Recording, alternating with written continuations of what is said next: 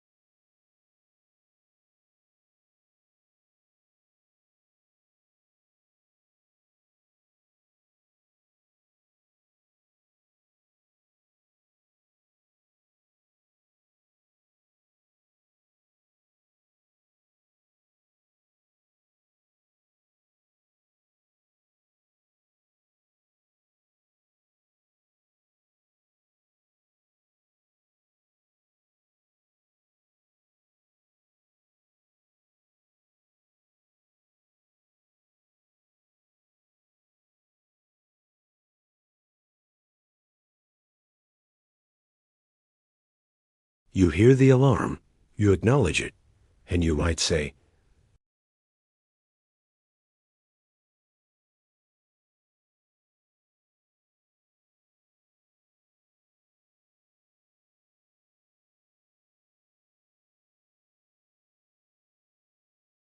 when it screams, danger, we need to learn to calmly reply, thank you for the warning.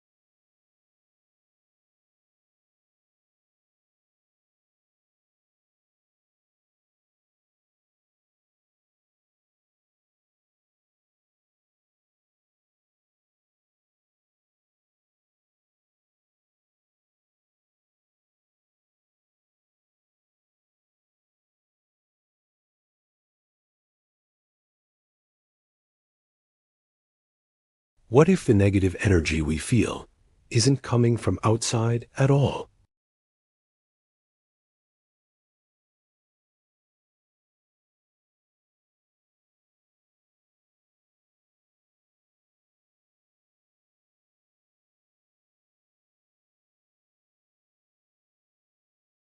Let me say that again. Negative energy is generated internally when you resist reality.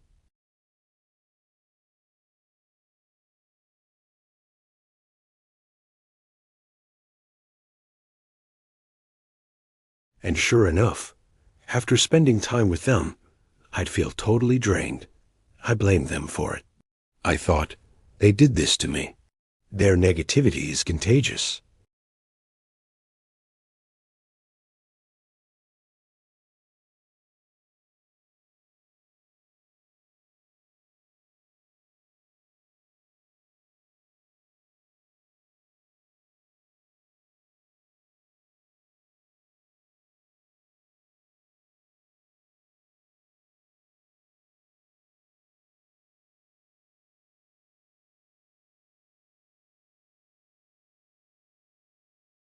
Let's break down the mechanism, because it's a game changer once you see it.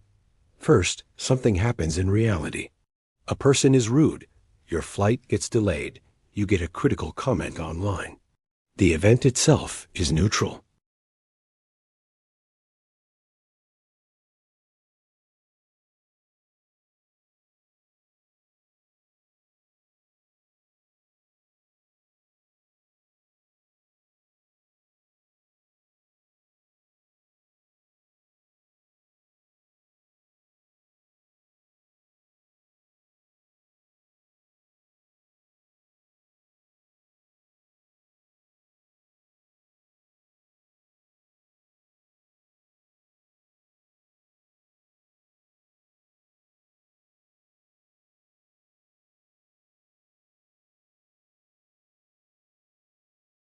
There's just an action and a set of words.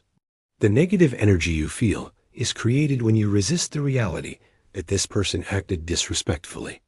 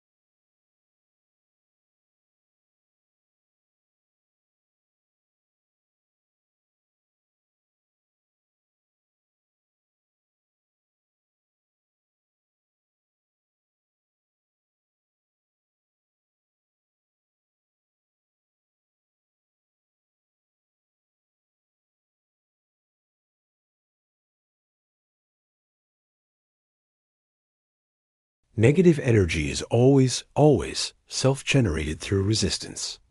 Something happens. You want it to be different. That gap between reality and your desire, that wanting creates a tension in your mind and body.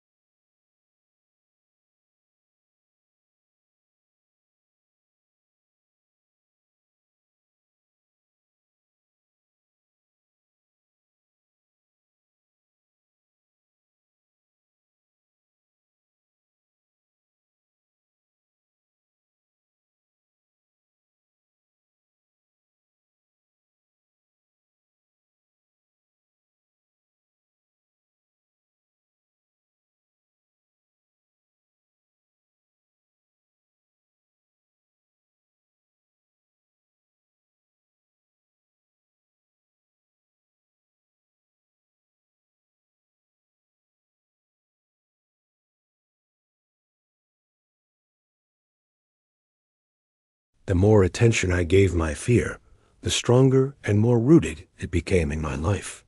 I was basically running a five-star hotel for my own anxieties.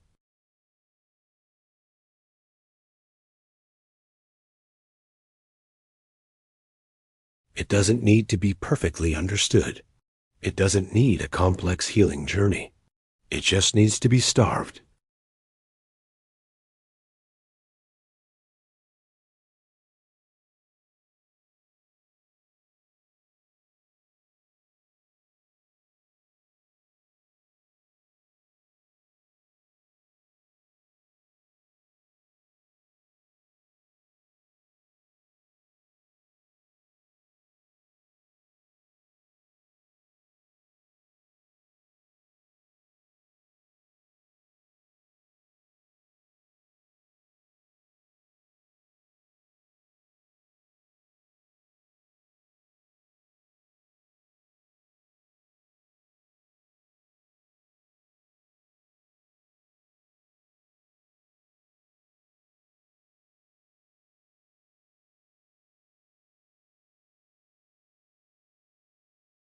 I took small speaking opportunities, and when the fear showed up, and oh boy, did it show up, I would just say to myself,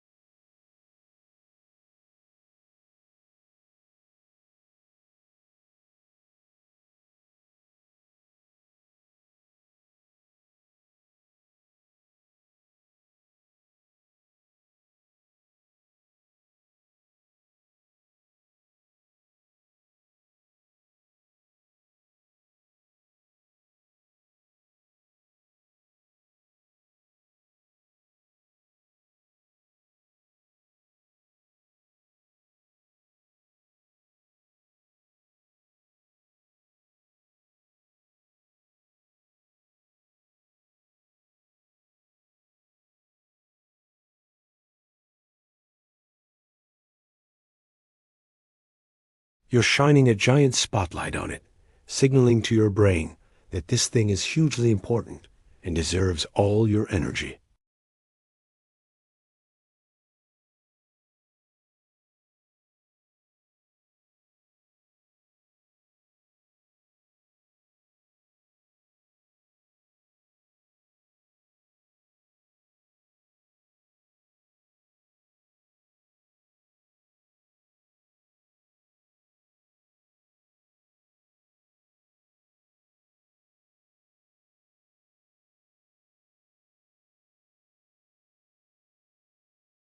I started making decisions based on strategy and values, not on my level of comfort.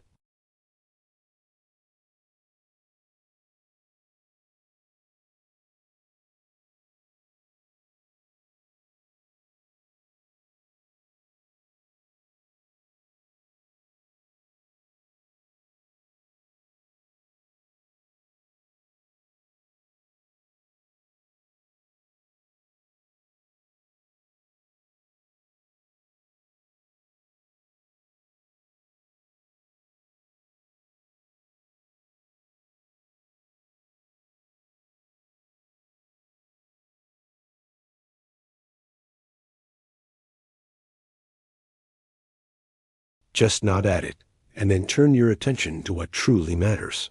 your actions, your goals, your life. You'll be amazed at how quiet your world can become when you stop listening to the noise.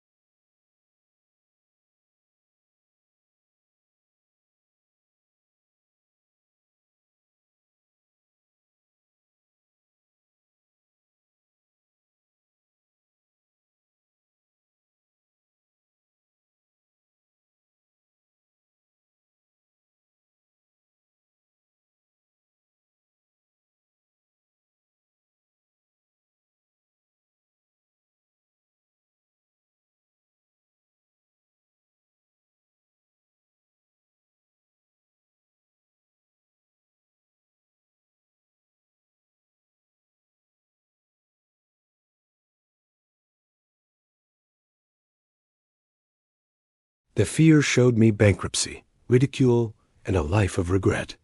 Instead, I found success beyond what I had imagined. Looking back, I realized that fear was my personal fiction writer, and a very good one at that. It was showing me movies that never made it to the theater. They were just trailers for a life that never came to be. The moment I learned to recognize this, everything started to change. The trick, the master key, is to return to the now, to this breath you're taking, to the feeling of your feet on the floor, to the sounds in the room around you. The very instant you ground yourself in your immediate reality, fear evaporates. It cannot survive in the present moment. Why? Because in the now, there is no room for projection. There is no space for disaster movies. There is only what is.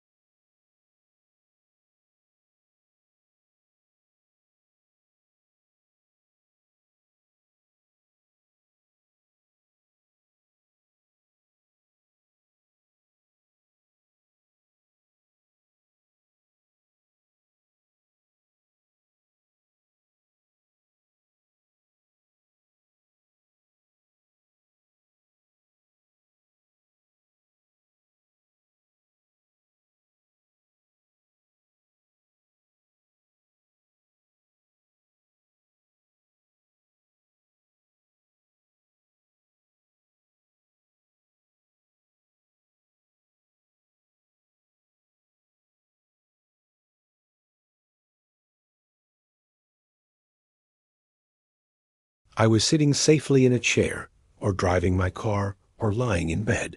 I was physically safe, but my mind was imagining mortal danger. That simple awareness, that act of checking in with reality, was like flipping on the lights in a dark room. The scary monsters of my imagination dissolved instantly. Think about it. Fear is mental time travel to moments that do not exist and will likely never exist. So why do we keep taking those trips? It's a habit, but like any habit, it can be broken. The solution is to stop traveling. Stay here. Be present. Researchers have looked into this, and the statistics are astounding. Something like 99% of the things we worry about never actually happen. They are phantom problems. And for that tiny 1% that does materialize,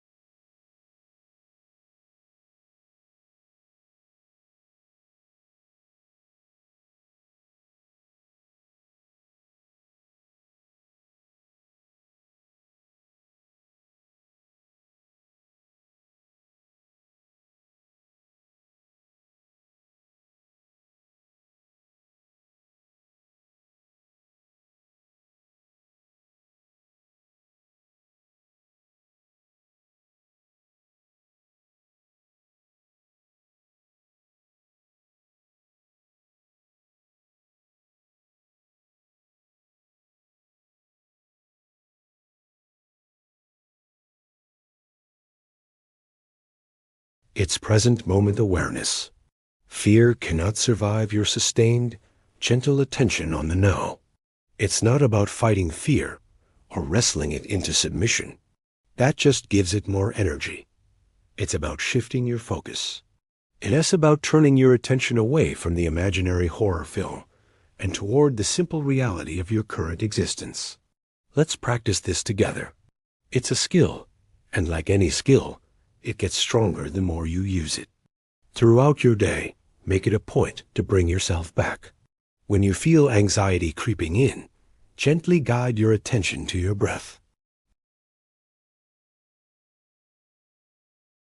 Notice the physical sensation, or focus on the sounds around you. What can you hear right now? The hum of a computer? Birds outside? The sound of your own breathing? Or focus on a physical object. Pick something up. Feel its texture, its weight, its temperature.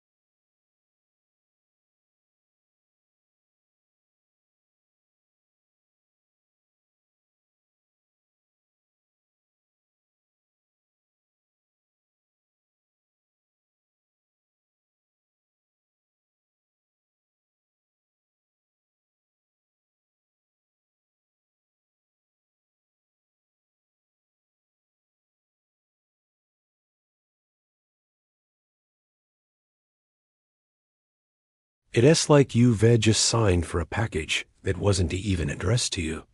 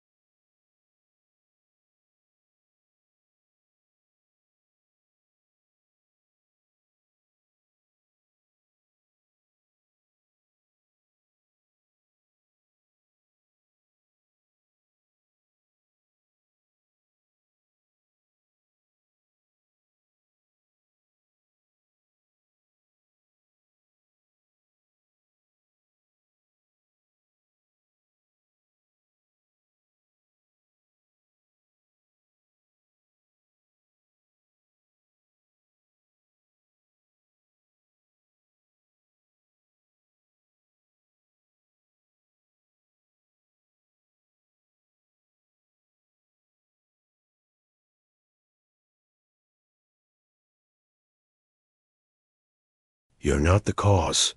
You're just the convenient target.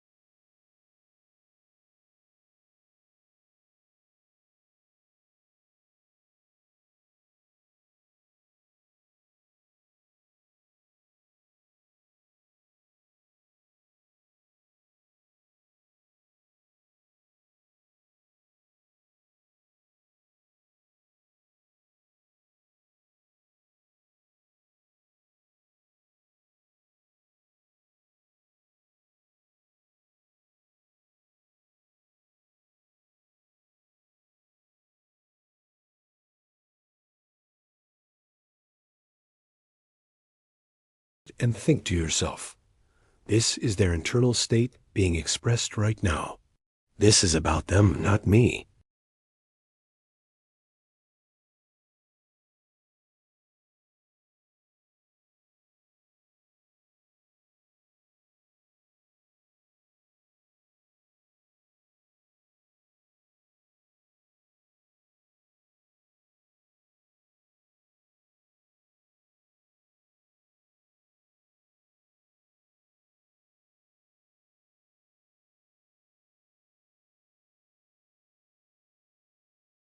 A negative thought appears, and they go, yep, that's me. That's my reality.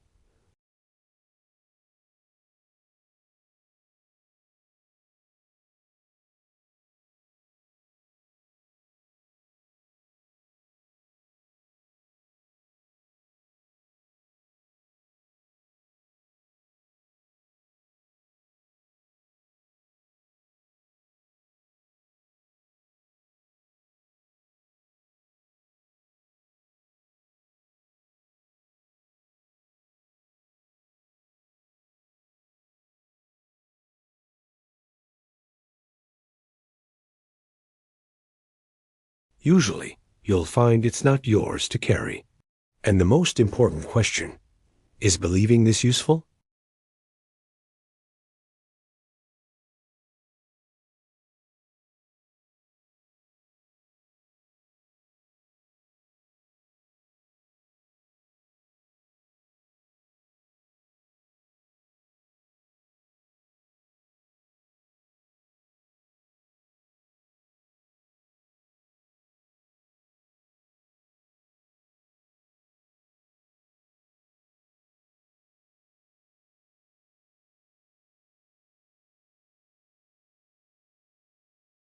You don't have to invite them in for coffee and listen to their story.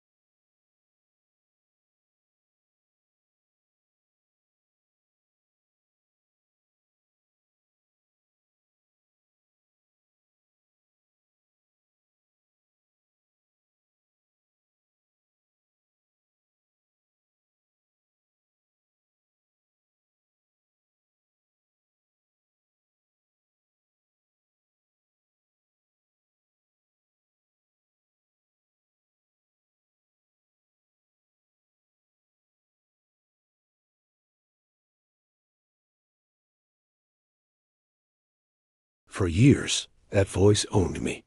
I was terrified of starting a business. I was afraid of failing, of being judged, of losing every penny I had. It felt like a solid wall I couldn't break through.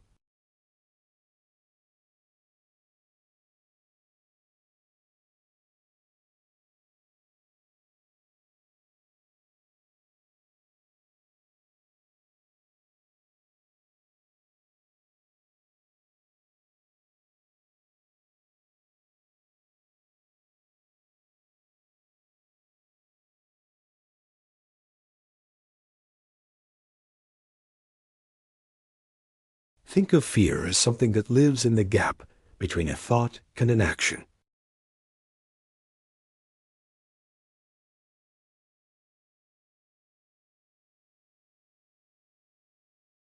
But if you shrink that gap, fear gets weaker.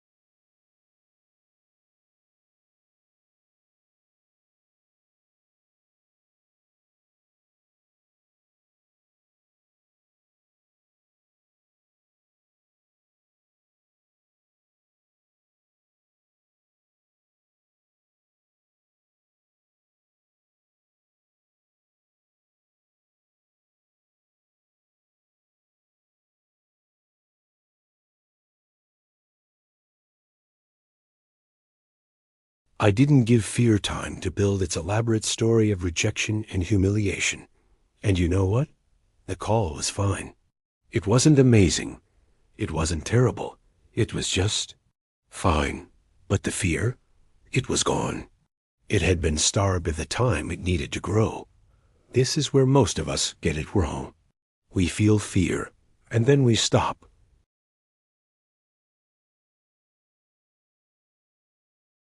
We wait for it to magically disappear before we feel brave enough to act. That strategy is completely backwards. It's like waiting for the ocean to be calm before you learn to swim. The correct sequence is this: feel the fear, act immediately, and let the action dissolve the fear. The order is critical. Every action you take is a piece of evidence that contradicts fear's story. Fear tells you, you can't do this. Your action screams back, oh yes, I can. Watch me.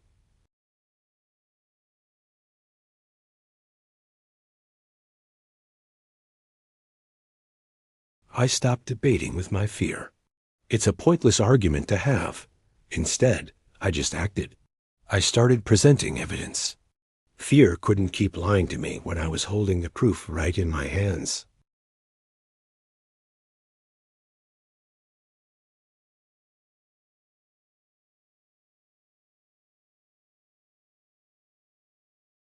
People might look at this and call it bravery, but it's not.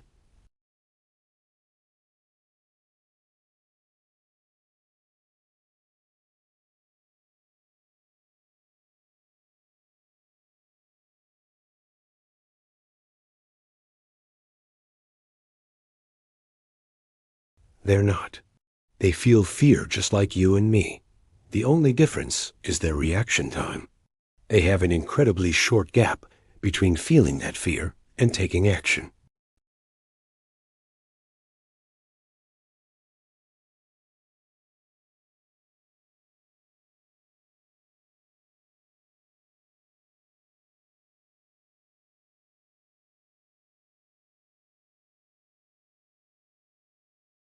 The next time you feel that hesitation, that knot in your stomach, start the countdown.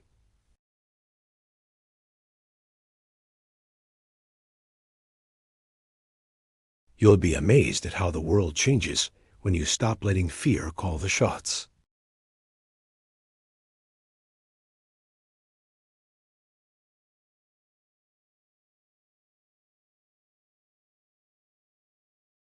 Pick one small thing you're afraid of.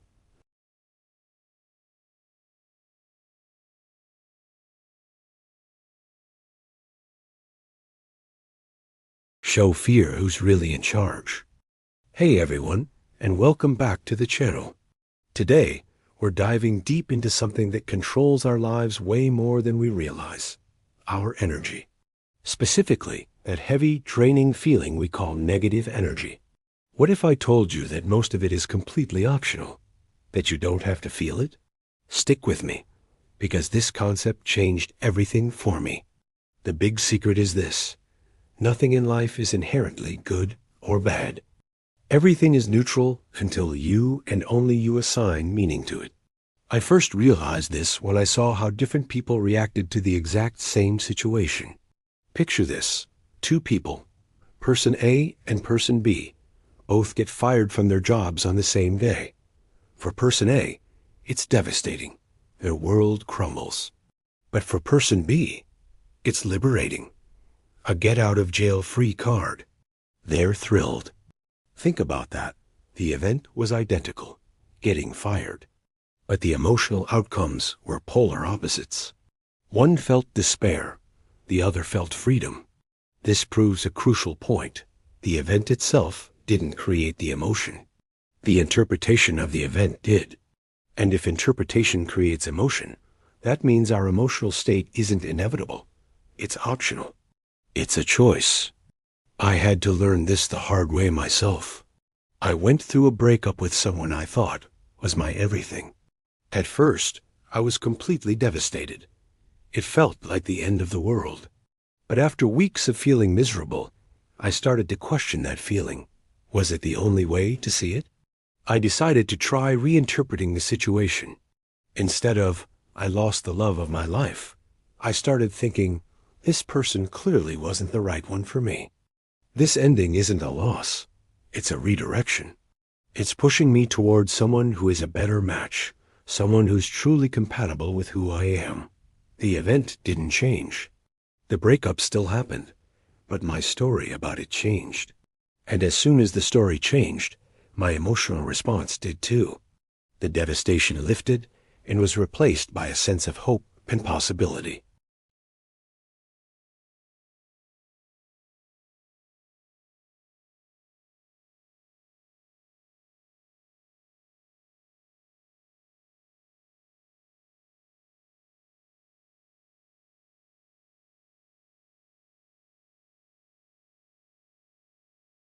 It often feels automatic, like a reflex. You get cut off in traffic, and you instantly feel rage. Someone criticizes your work, and you instantly feel attacked and defensive.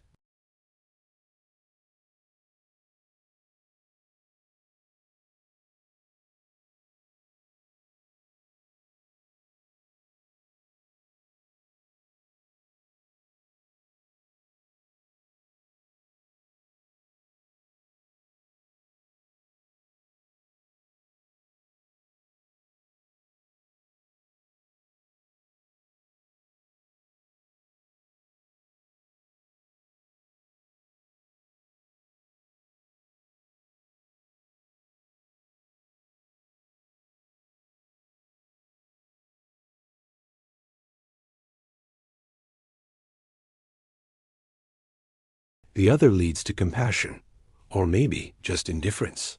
You get to keep your peace. I wanted to see if I could make this a real skill, not just a nice idea. So I did an experiment.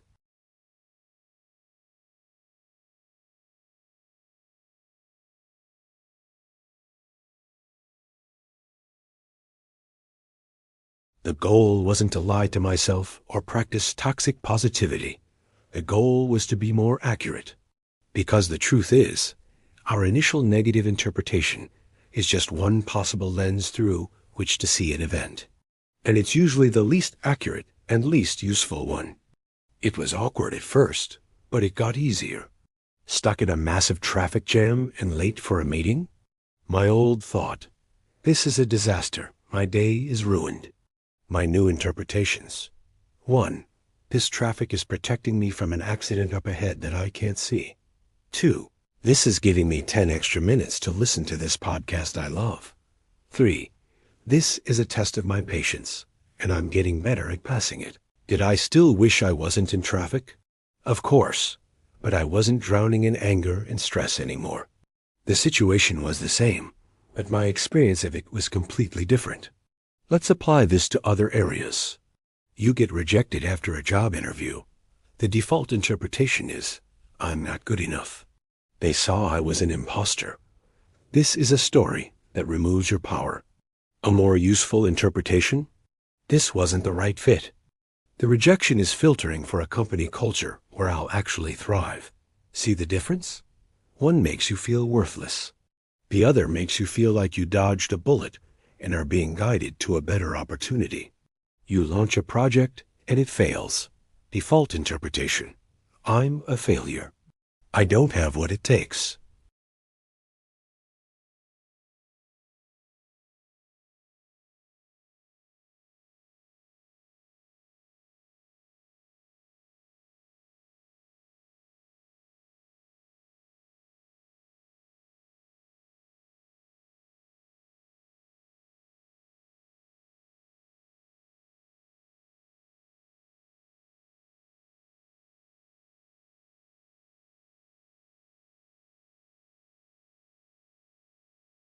Don't look for fake positive interpretations.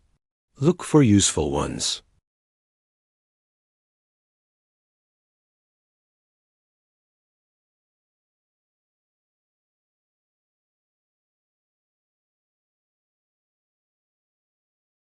This isn't about denial.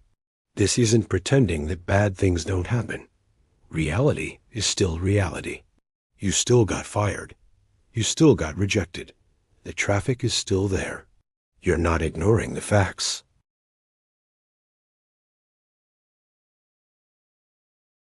You're choosing the story you tell yourself about the facts. And that choice, that single powerful choice, is what determines your energy state. It determines whether you feel defeated or determined, bitter or better. Your reality is shaped by your perception. But your perception is shaped by your interpretation. And your interpretation is a choice. So start making that choice consciously. The next time you feel that wave of negative energy wash over you, pause. Ask yourself, what's the story I'm telling myself right now? And is there a more useful story I could choose instead? Train this muscle. Practice reinterpretation every single day. You will be amazed at how much lighter, more powerful, and more in control of your own life you feel. You are the author of your experience. Choose to write a useful story. Did you know your fear might be protecting a version of you that doesn't even exist anymore? Fear's job is to keep you safe, but the problem is, it's often protecting you from threats that are no longer threats. I used to be terrified of authority figures for decades. I couldn't figure out why until I really dug into it and traced it all the way back to when I was 7 years old. At that age, an authority figure in my life meant unpredictable and scary punishment. So, of course, it made perfect sense to fear that kind of power. But here's the thing. I'm not 7 anymore. The authority figures I encounter today, a boss, a police officer, a public official, they can't hurt me in the same way that one person could back then. My fear, however, never got the memo. It never updated its software. Think about it. Your fear is probably running protection protocols that were written during your most vulnerable moments. The times when you genuinely couldn't fight back, when you had no resources, when you were truly powerless. That fear was absolutely necessary then. It kept you alive. But it doesn't make sense now.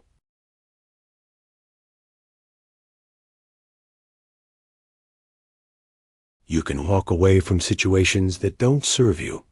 You can set firm boundaries and enforce them. You can advocate for yourself.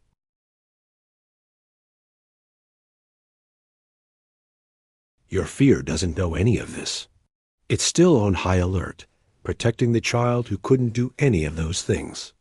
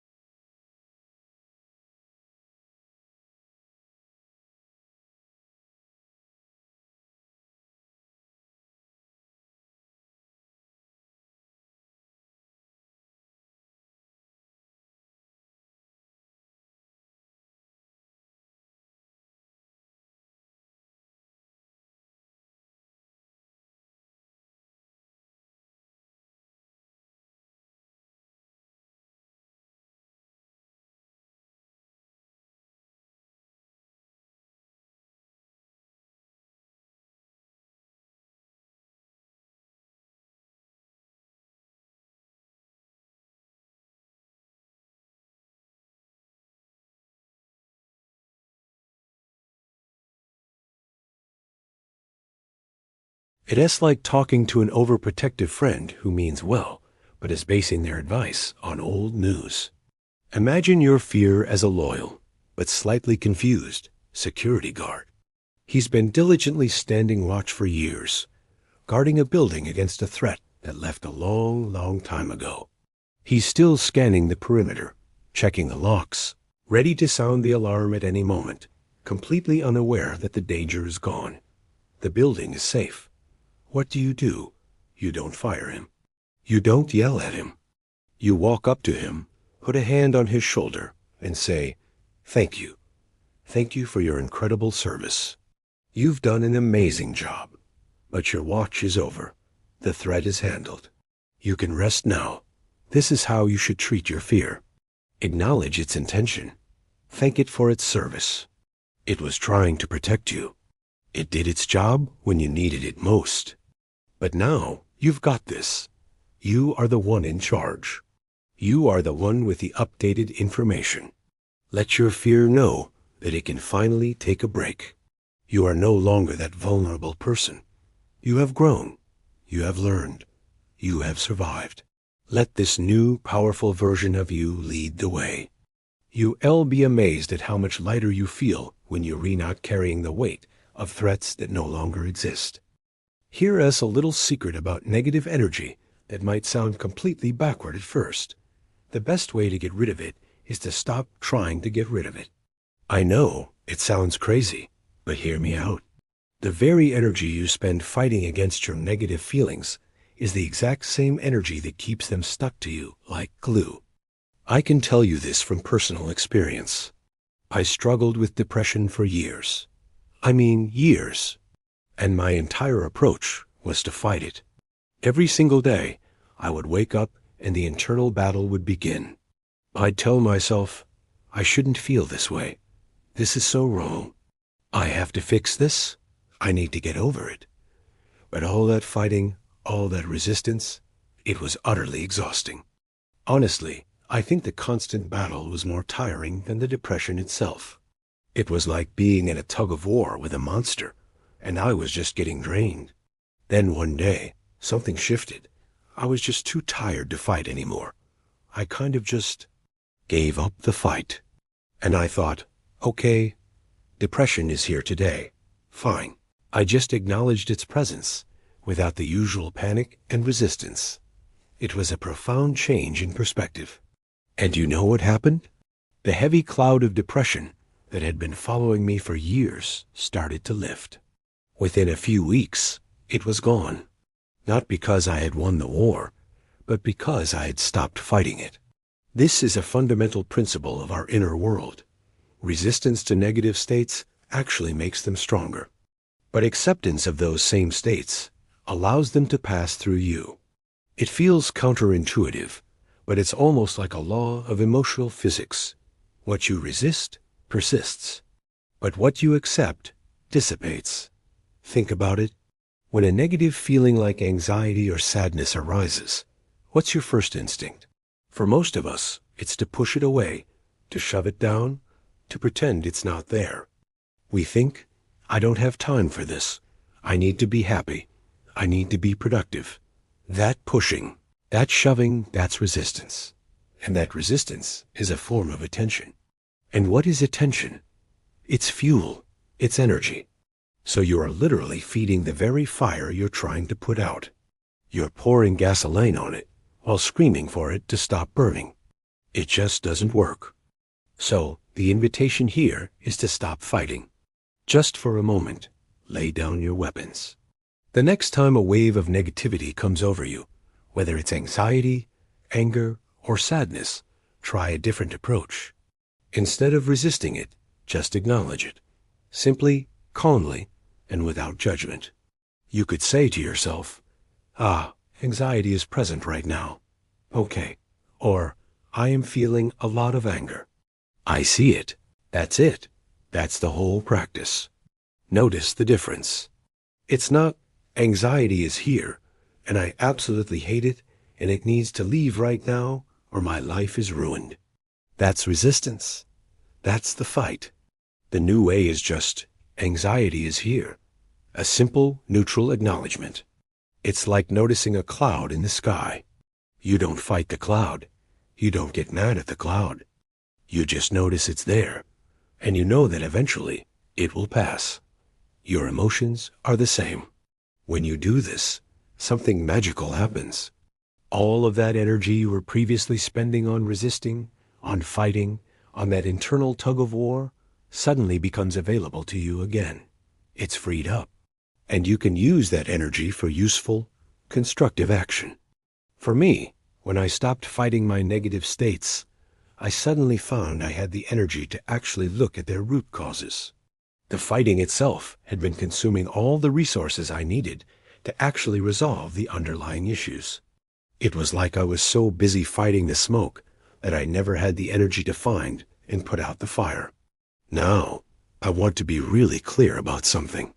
This is not about wallowing in your misery. It's not about surrendering to despair and saying, well, I guess I'll just be sad forever. Not at all. This is about being strategic with your energy. It's about not adding a second layer of suffering on top of the first one. Let me explain what I mean by primary and secondary suffering. The initial negative state, the sadness, the anger, the fear, that's the primary suffering. It's the initial, unavoidable pain. Life happens. Things go wrong. People hurt us. That's the first arrow. But then, what do we usually do? We start judging ourselves for feeling that way. We get angry at ourselves for being angry. We feel anxious about our anxiety. We feel guilty for feeling sad. This reaction to the initial feeling, that is secondary suffering. That's the second arrow. Here's the thing. You can't always control the first arrow. Life will throw things at you. But the second arrow? That one is optional. You are the one shooting that second arrow into yourself. Your resistance, your judgment, your self-criticism, that's the secondary suffering. And it often hurts way more than the original wound. And it's completely unnecessary. Let's take a simple example. Someone cuts you off in traffic, and you feel a surge of anger. That initial flash of anger is the primary suffering. It's a natural, human reaction. But then, maybe you start berating yourself. I shouldn't get so angry over something so small. What's wrong with me? I need to be more zen. All of that self-judgment is the secondary suffering, the second arrow. It adds nothing of value and just makes you feel worse. The alternative is to simply accept what you feel without judgment. When the anger comes, just let it be there. Feel it fully in your body. Notice the heat, the tension. Don't try to push it away, and don't judge yourself for it. Just observe it. Let it exist. When you do this, when you remove the resistance, you'll find that emotions process themselves surprisingly quickly. They flow through you, and then they are gone. But when you resist them, when you fight them and judge them, they get stuck. They stick around indefinitely because you are constantly giving them the attention and energy they need to persist. You are holding them in place with your own resistance. So the practice is simple, but it's not always easy because it goes against our instincts. Acknowledge the feeling. Don't judge it. Let it be. This is the art of letting go, not by pushing away, but by allowing. By creating a space for your feelings to exist, you allow them to complete their natural cycle and pass on their own. You stop the war inside yourself, and that is where you'll find true peace and strength.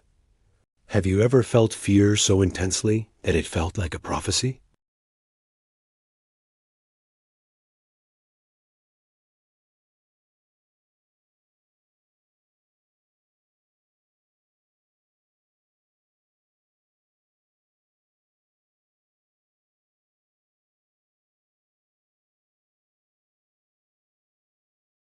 They're just electrical and chemical signals firing in your brain neural activity, nothing more.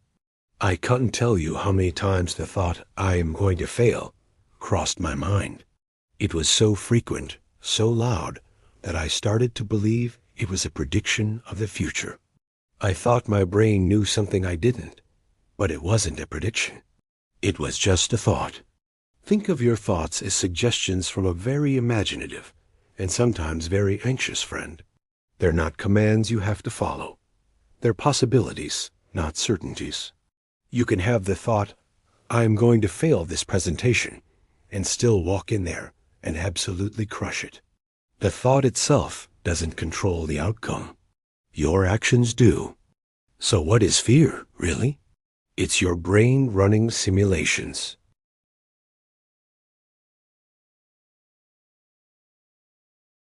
What if that dog bites me? What if I get rejected? What if I look stupid? Some of these simulations are genuinely useful. They stop us from touching a hot stove or walking into traffic. But in our modern world, most of them are just dot noise. They're leftover survival instincts going haywire. Your real job, your most important task, is to learn how to tell the difference between a useful simulation and a pointless one. To distinguish imagination from reality. Let us take a common fear. I am afraid I'll be rejected if I ask them out.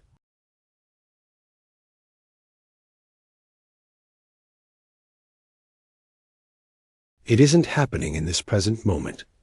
It might not ever happen. It's just your brain running one of many possible scenarios.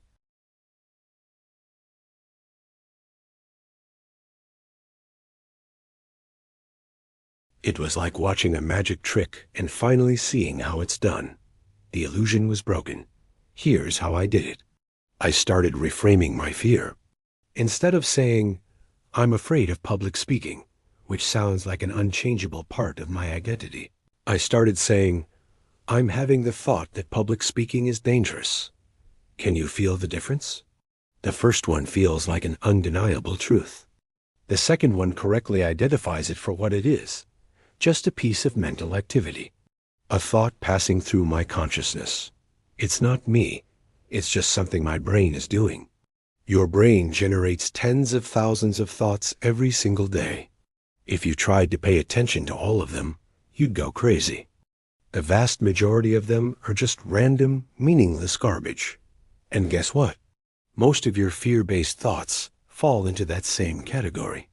They're just your brain's ancient threat detection system being a little overzealous, like a smoke alarm that goes off every time you toast bread. It's hyperactive because, for many of us, there aren't any real life-threatening tigers to run from anymore. So it starts inventing them. The key is to stop treating every single thought as a vital piece of intelligence. A practical technique that worked wonders for me was labeling. Whenever a fear thought popped up, I would mentally label it. Ah, this is just a fear thought. That simple act of naming, it created a space between me and the thought. The thought was still there, buzzing in the background, but by identifying it as asterisk, just a thought asterisk, not a fact, it lost its power over me.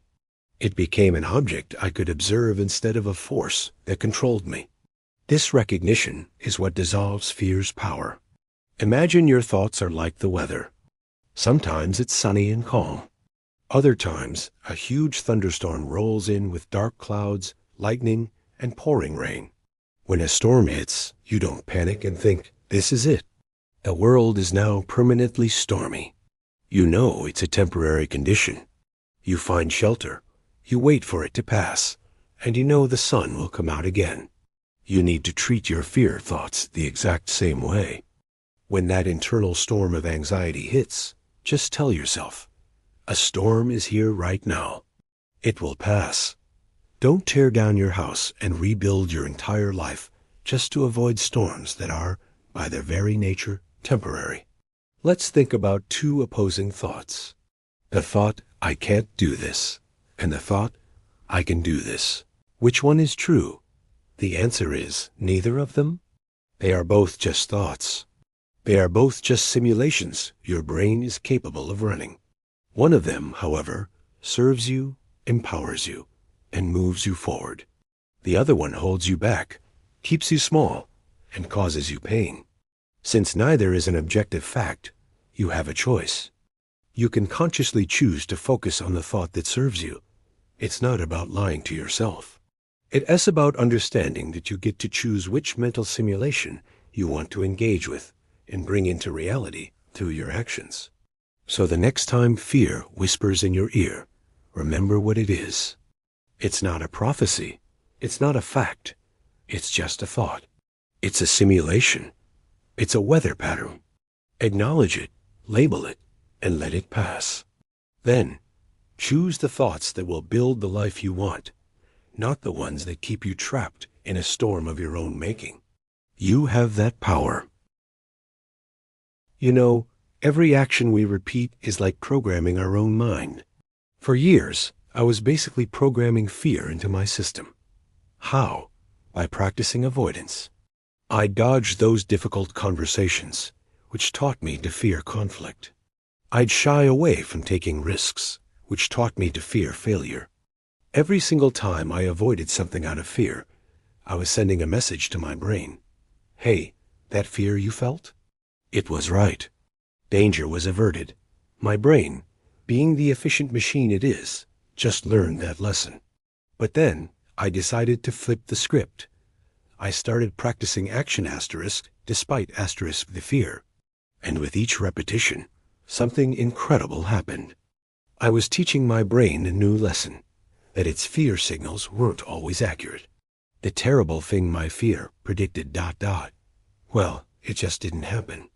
My brain started to update its internal model of the world. The fear didn't just vanish because I understood it intellectually.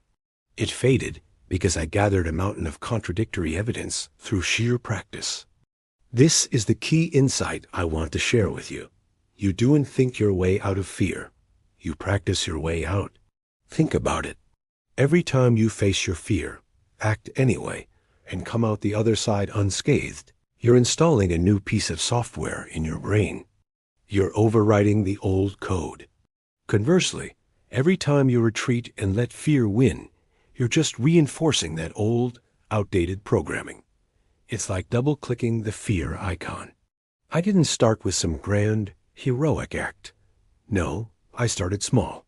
So small, they were almost unnoticeable. I called them tiny acts of courage. It was speaking up with one small idea in a meeting. It was making that phone call I'd been putting off for days. Each of these small acts was a single repetition in my new training program. And after hundreds of these reps, the new programming started to take over. It became dominant. Fear would still pop up now and then, like a ghost in the machine, but it wasn't my default operating system anymore. Courage was. We usually think of practice in terms of skills, right? Practicing piano, practicing a new language. But it works just the same for our emotional patterns. You practice confidence by acting confident again and again, even when you don't feel it. You practice courage by acting courageously, repeatedly, especially when your knees are knocking. You can't wait until you feel confident or courageous to start acting. That's backward. You have to act your way into these new feelings. The action comes first, and the feelings follow. It's a bit like a fake it till you make it strategy, but it's more profound than that. It's act it till you become it. So, I started intentionally practicing approaching the very situations I used to avoid. Each approach was a training session. Did they all go perfectly? Absolutely not. Some went well, some were awkward, some were outright failures, but that didn't matter. The real goal of the practice wasn't to succeed every time. The goal was simply to approach despite the fear. The practice was in the trying, not the winning. Success was a byproduct that came much later, after the new pattern of approaching, not avoiding, was firmly installed. Think about your own patterns of fear. They aren't some fundamental, unchangeable part of who you are. They're simply the result of practiced avoidance. You've gotten really, really good at avoiding things that scare you because you've practiced it thousands of times. Your brain has created superhighways for those avoidance signals. But the amazing news is, you can build new highways. You can start practicing engagement instead. You can practice facing things, moving toward them. And you'll get good at that too. The mechanism is identical. It's just a matter of pointing it in a new, more empowering direction. There's that old saying that 10,000 hours makes you a master. And while that might be true for playing the violin, I found I didn't need 10,000 hours to master courage. What I needed was consistent, daily practice. Even just a year of intentional, daily courage practice can transform you so completely you'll barely recognize yourself. Not because you've become a different person, but because you've successfully installed new default programming through the simple, powerful, undeniable force of repetition. You have rewritten your own code. So what's one small act of courage you can practice today? Just one. Don't worry about tomorrow. Just focus on this one rep. Make that call. Send that email. Say that thing you need to say. Start installing your new program, one action at a time.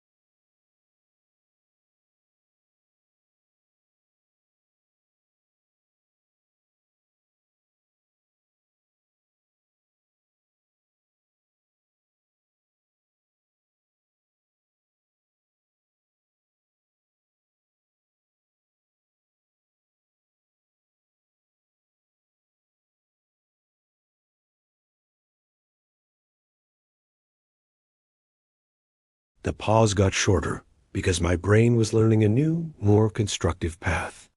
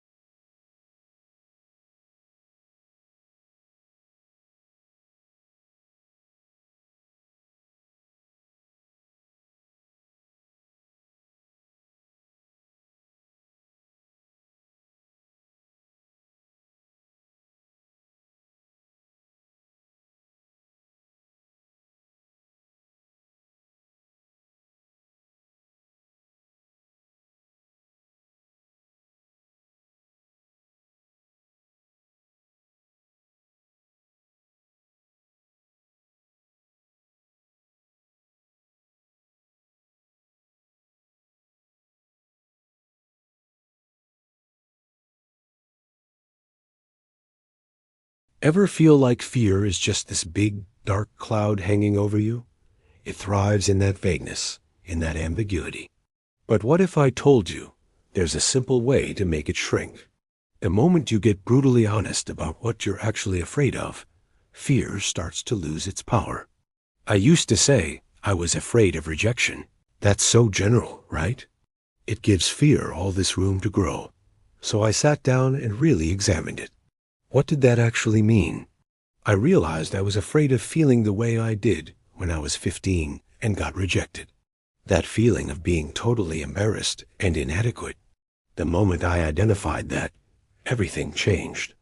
The honesty showed me that the fear wasn't about the event of rejection itself, but about a feeling. And here's the thing. Feelings aren't dangerous. You felt bad before, and you survived. That realization just collapsed the whole structure of that fear.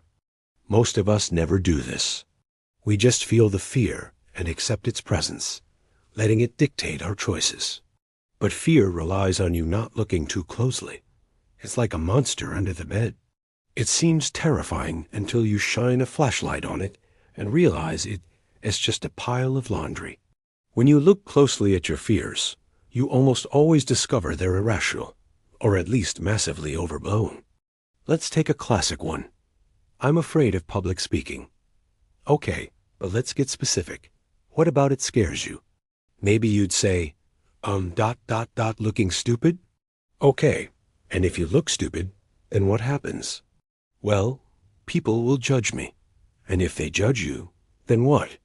I'll feel bad. And have you felt bad before and survived? Yes. See the pattern? You're not actually afraid of public speaking. You're afraid of temporary discomfort. That's a completely different and much more manageable fear. Brutal honesty reveals the actual scale of your fear. The thing you're afraid of is usually so much smaller than the feeling of fear suggests. Fear is a master of inflation. It takes a small potential threat and blows it up into a catastrophe.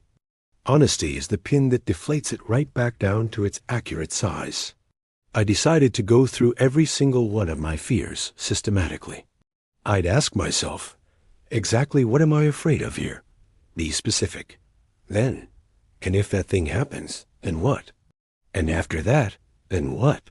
I followed the fear all the way to its logical conclusion. And you know where it almost always ended? It ended with, I'd be uncomfortable for a while. That's it. Not death, not complete disaster, just discomfort. Think about it. You can handle discomfort. You've handled it thousands of times in your life. You've had bad days, felt awkward, been embarrassed, and you're still here. So when fear presents a situation as unbearable, it's lying to you. These situations aren't unbearable. They're just uncomfortable. And that is a huge, game-changing difference. Fear is actually afraid of you. It's afraid of your honesty. It doesn't want you examining it closely, because that close examination reveals its secrets, that it's usually built on distorted logic and exaggerated possibilities. Fear wants you to blindly accept its assessment without any investigation. So my challenge to you is this. Stop accepting. Start investigating. The next time you feel that grip of fear, don't just let it wash over you. Grab a piece of paper or open a note on your phone. Write down exactly what you're afraid of. Be brutally specific. I'm afraid that if I ask for a raise, my boss will say no, and then I'll feel foolish, and everyone in the office will think I'm overreaching. Once you have it written down, question it. Is that really a threat? If your boss says no, will you actually be cast out? Or will you just feel a little awkward for a day and then move on? Is it possible they might say yes? Most of our fears completely collapse under this kind of scrutiny because they rebuilt on a flimsy foundation of distorted risk assessment. When you bring clarity to your fear, you take away its power. You see it for what it is, a primitive, overprotective part of your brain trying to keep you safe from imagined tigers in a world that is mostly just full of uncomfortable conversations. You are stronger than your discomfort. You are more resilient than your fear gives you credit for. So shine that light. Ask the hard questions. Be brutally honest with yourself. You'll find that on the other side of that honesty, the fear isn't nearly as big as you thought it was. In fact, you might just find freedom. Have you ever noticed that right when a huge, exciting opportunity comes your way, a wave of negative energy just washes over you? Suddenly, you're filled with anxiety, doubt, and all sorts of negativity. For the longest time, I thought this was a sign that the opportunity was wrong for me. A new relationship? Instant doubt. A challenging new project? A voice in my head saying I can't do it. A chance to move to a new city? Overwhelming fear. I almost let these feelings stop me, thinking they were warning signs. But then, I realized something profound. The opportunities weren't the problem. The negative energy was. It was just resistance to growth. Think about it. Our minds and bodies love homeostasis. They love stability, comfort, and predictability.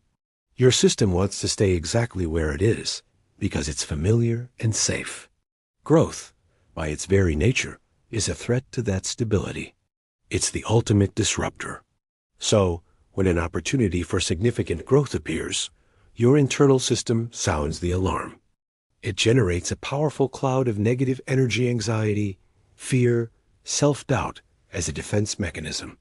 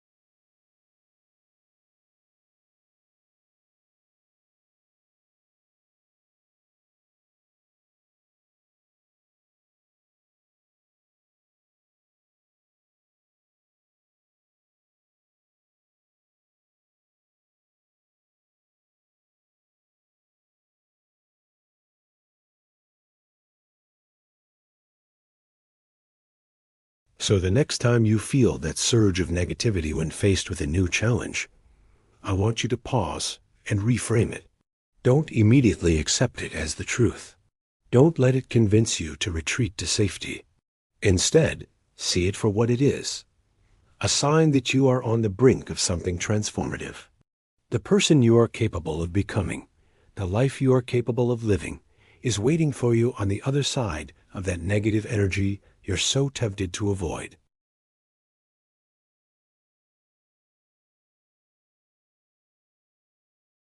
Once you do, you'll discover a powerful truth, that resistance was never your reality.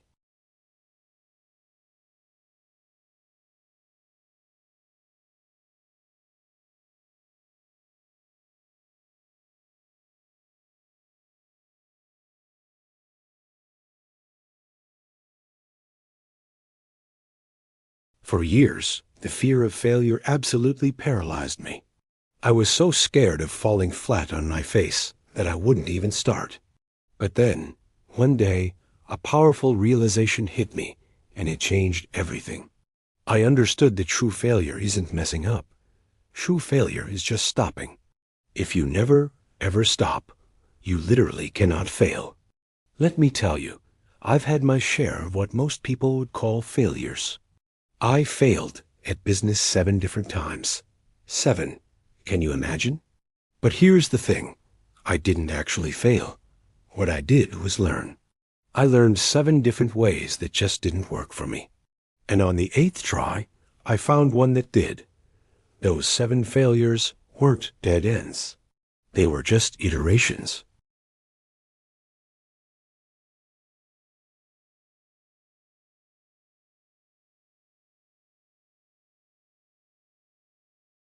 It's that little voice of fear, isn't it? It whispers in your ear, but what if you fail? It tries to plant that seed of doubt. Well, now I have a powerful answer for that voice. When it asks, what if you fail? I say, then I'll try differently.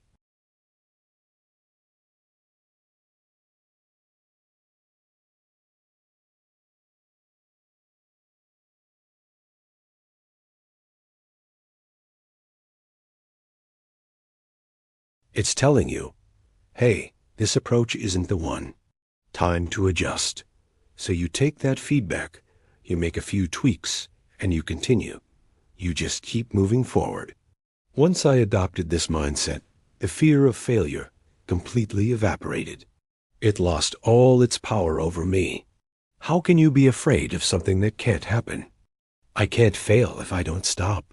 It's a beautifully simple and liberating truth. And you know what happened? Starting new things became so much easier.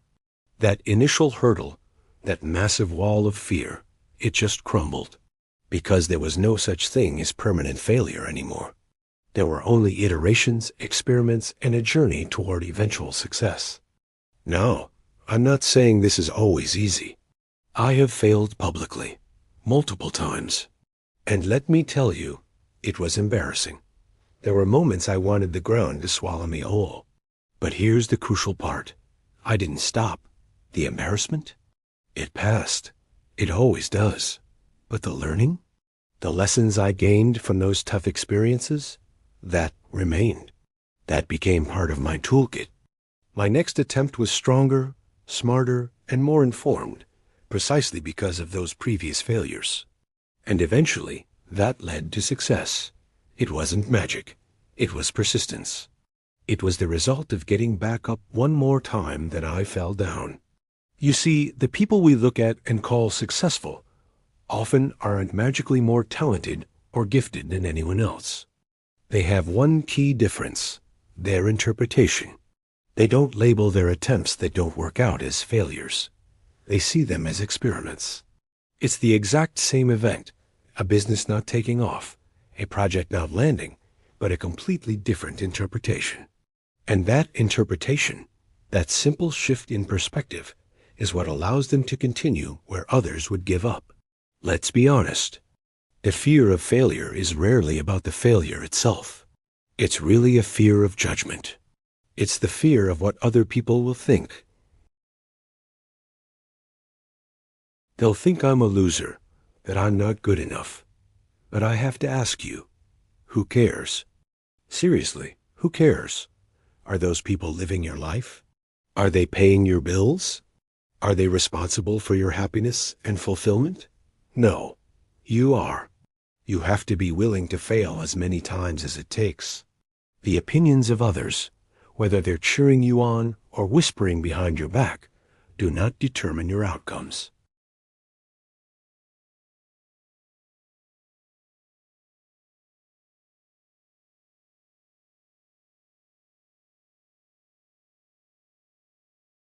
Failure isn't the obstacle on the path to success.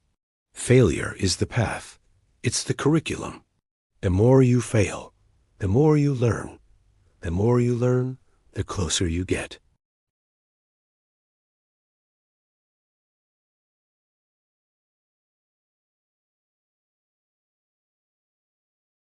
It's like a compass, always correcting your course.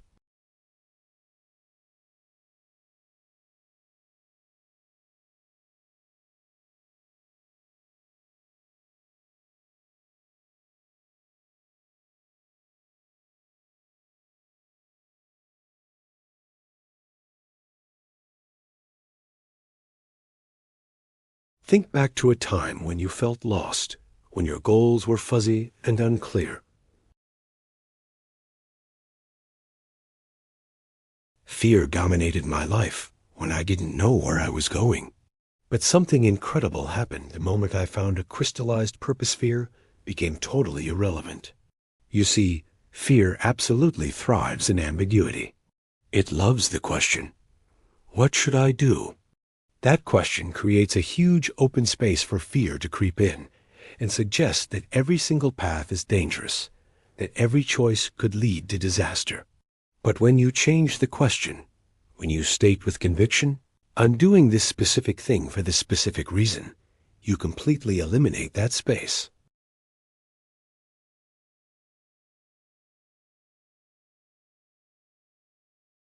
I spent years of my life being afraid simply because I had no clear direction. Every option seemed equally valid, which meant fear could create a compelling argument against all of them. Don't do that. It's too risky. Don't try this. You might fail. It was paralyzing. The moment I finally chose a direction and committed to it with everything I had, fear lost its power. It lost its argument.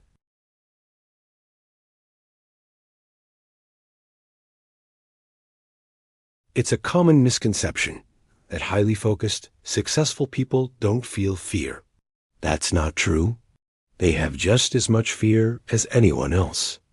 The difference is, they don't have any attention available to give it.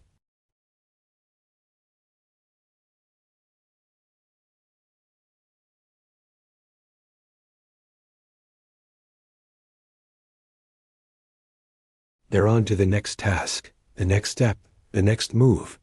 And this constant non-engagement is what starves fear into total irrelevance.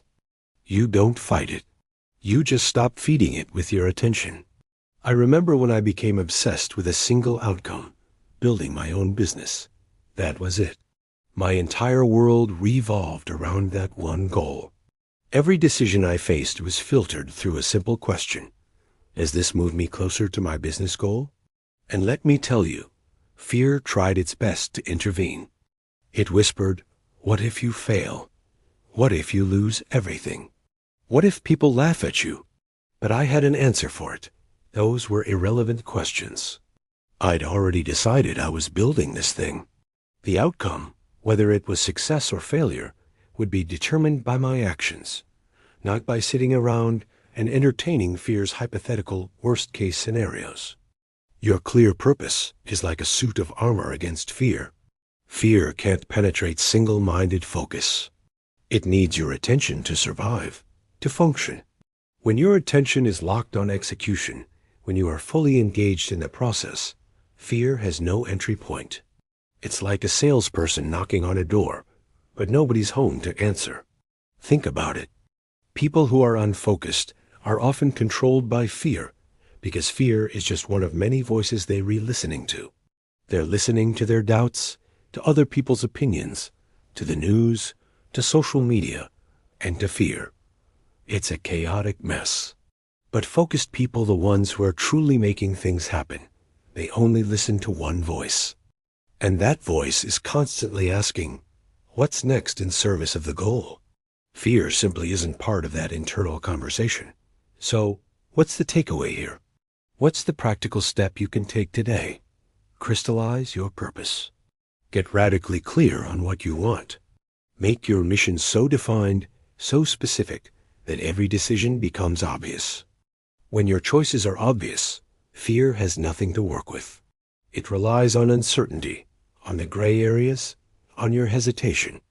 Eliminate that uncertainty through a powerful, unwavering commitment to a specific direction. When you have that laser focus, fear doesn't vanish, just becomes background noise that you no longer have the time or the interest to listen to. You're too busy building, creating, and moving forward. You're too busy executing. This is the key to operating beyond fear. It's not about being fearless. It's about being so focused that fear becomes a non-issue. It's a luxury you can no longer afford. Define your purpose, commit to it, and watch as fear fades into the background of your incredibly focused life. Have you ever noticed how impossible it is to feel genuinely grateful and angry at the same time? Go ahead, try it. It's like trying to mix oil and water. This isn't just a feel-good idea. It's a mechanical reality of how our brains are wired. Negative energy simply cannot exist in the presence of genuine gratitude. They are incompatible states. I decided to put this to the test myself. I would intentionally bring up a negative thought, something that was really bothering me. And then, while holding on to that negativity, I'd force myself to think of something I was deeply grateful for. The moment the feeling of gratitude sparked, and negativity vanished. It wasn't a gradual fading. It was an instant displacement. It's because gratitude and negativity try to occupy the same neural pathways. One has to give way, and you get to choose which one. This realization became a powerful tool in my daily life. Every time I felt that familiar creep of negative energy, frustration, worry, or annoyance, I stopped fighting it.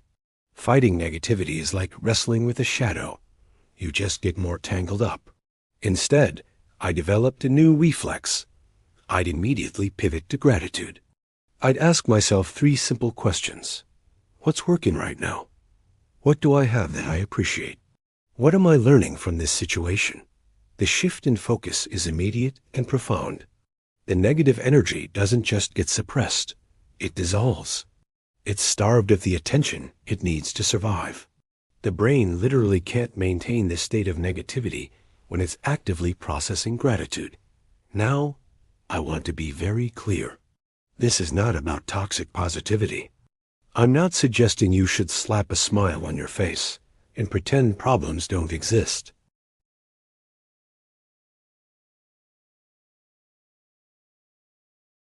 It's about acknowledging that problems are real, but so are your blessings. Most of us, especially when we're stressed, get tunnel vision. We only see what's wrong. The practice of gratitude doesn't erase the problems. It widens your field of vision so you can see the whole picture. Think about people you know who seem to be constantly negative. Have you ever heard them express gratitude? It's rare. That's because they are out of practice. Their default lens for viewing the world is, what's wrong here? They practice finding problems, so they get really, really good at it. Their brain is trained to scan for threats, flaws, and reasons to be upset. And that practice generates a constant stream of negative energy, which becomes their baseline emotional state. But you can train the opposite. You can practice the filter of what's right, not to deny the problems, but to create a necessary balance. When you acknowledge what's going right, you build a foundation of emotional stability. From that stable place, you are far more equipped to deal with what's going wrong. You can approach problems with a clear head, not one clouded by despair or frustration. I decided to commit to this practice intensely for 30 days. Every single morning, before I even got out of bed, before I checked my phone or thought about my to-do list, I made myself identify 3 specific things I was grateful for. They didn't have to be monumental. Some days it was the warmth of my bed, the sound of rain outside, or the fact that I had a fresh cup of coffee waiting for me. Other days it was for a supportive friend, a project I was proud of, or a lesson I had learned from a mistake. The first few days felt a bit forced, like I was just going through the motions, but I stuck with it. Around day 5 or 6, something started to shift. I noticed I was waking up feeling lighter. My automatic first thoughts were no longer about the stressful day ahead, but about the small joys I had just acknowledged. By the end of the 30 days, my entire baseline had changed. I didn't suddenly become an unrealistically optimistic person who believed life was all rainbows and unicorns. I just stopped being so unrealistically negative. Balance replaced the distortion that had been ruling my mind. I was still aware of the challenges and the things that needed fixing, but they no longer consumed me. They were just part of the picture, not the entire landscape. This is the true power of gratitude. It's not about pretending everything is perfect. It's about acknowledging what is working while you work on what isn't. That acknowledgement acts as an anchor. It prevents the storms of negative energy from sweeping you away while you navigate the very real problems of life. When you're overwhelmed by a problem, negative energy is the fuel that makes it feel insurmountable. It drains your creativity, your resilience, and your motivation. Gratitude, on the other hand, is the fuel for problem solving. It reminds you of your resources, your strengths, and the support you have. It gives you the emotional and mental space to think clearly and find solutions. So, how can you start building this practice? It's simple. You don't need a fancy journal or a lot of time. Just start with 3 things. Every morning when you wake up, think of 3 things you're grateful for. Be specific. Instead of, I'm grateful for my family, try, I'm grateful for the way my partner made me laugh yesterday. Specificity makes the feeling more real. Do it again before you go to sleep. Review your day and find 3 things that went well or that you appreciate. This trains your brain to look for the good, balancing out its natural tendency to focus on threats and dangers. The next time you feel a wave of negativity, anger, anxiety, or sadness, don't fight it. Don't judge yourself for feeling it. Simply acknowledge it and then pivot. Ask yourself, okay, this feeling is here. Now, what are 3 things I'm grateful for right now, in this very moment? It could be the chair you're sitting on, the breath in your lungs, or the fact that you have the self-awareness to even try this exercise. Watch what happens. Feel the shift. It's a real, tangible change in your physical and emotional state. You are literally rewiring your brain, one grateful thought at a time. You are choosing which pathway to strengthen. Over time, the gratitude pathway becomes the default.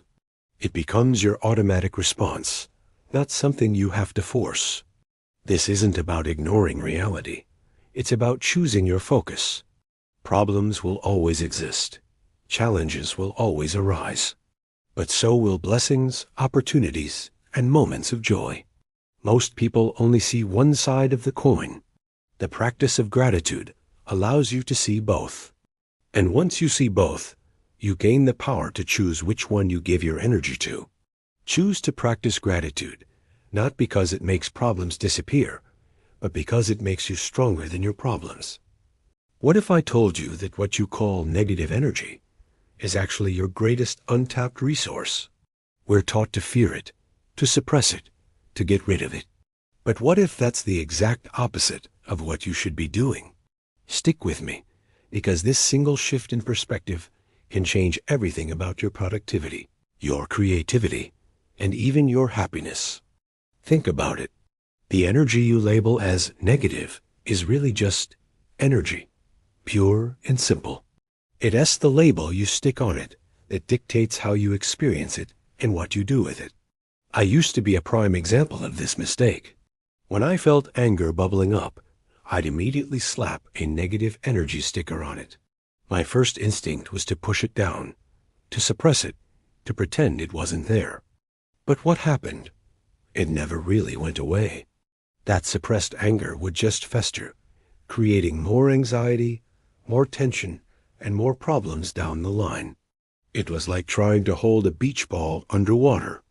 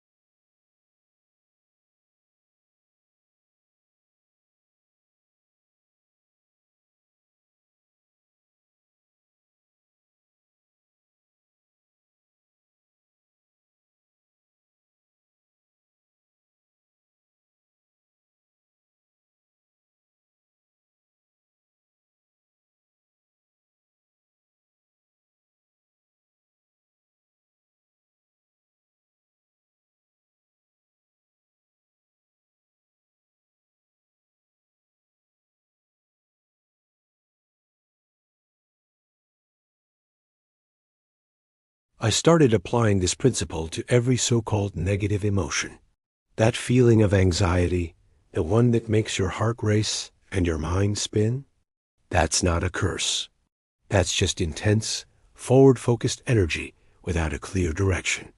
That heavy feeling of depression, that's often a huge reservoir of suppressed energy that has been turned inward.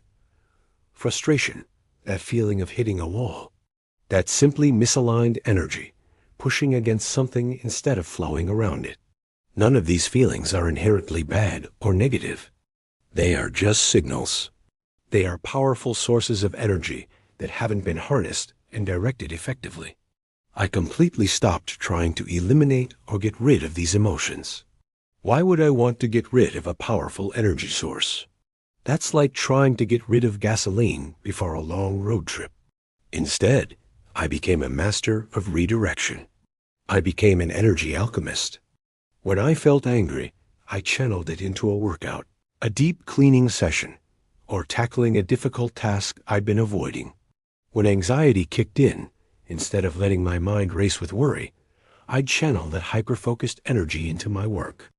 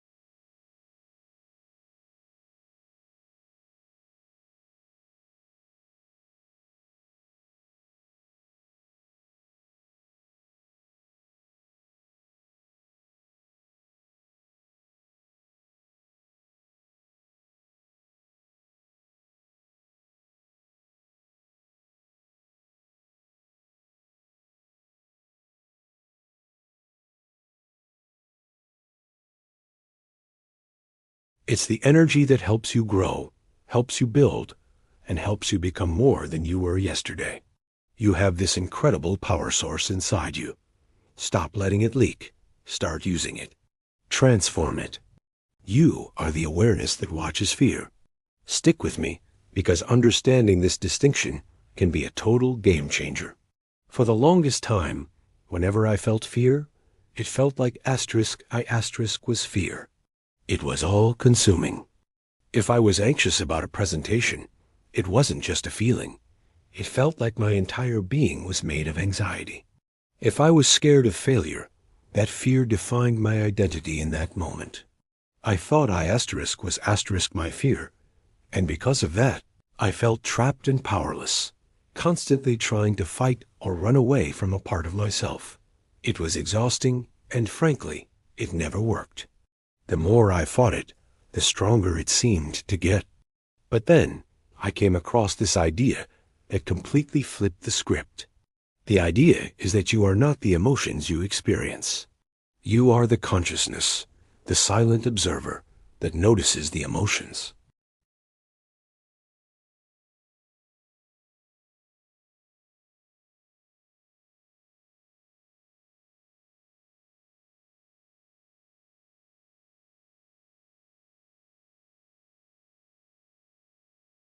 But no matter what the clouds look like, the sky remains unchanged.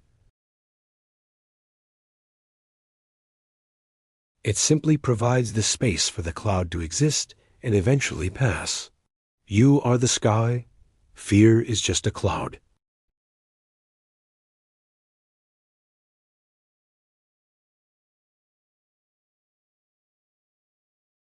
The dark clouds of anxiety or panic could still roll in.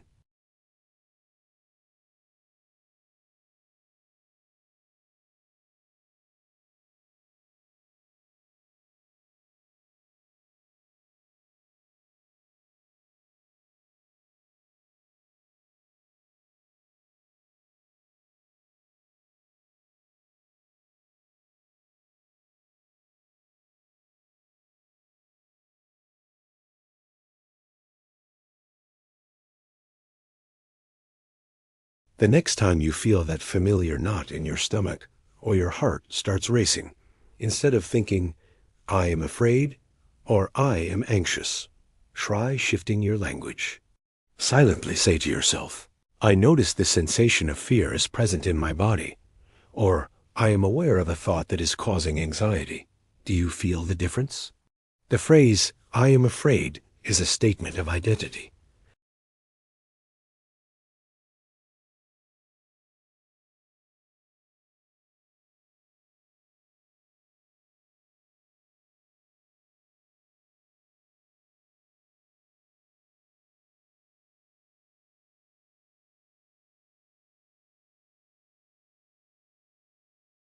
This small linguistic shift is incredibly powerful because it reflects a deeper truth. You can only observe something if you are separate from it.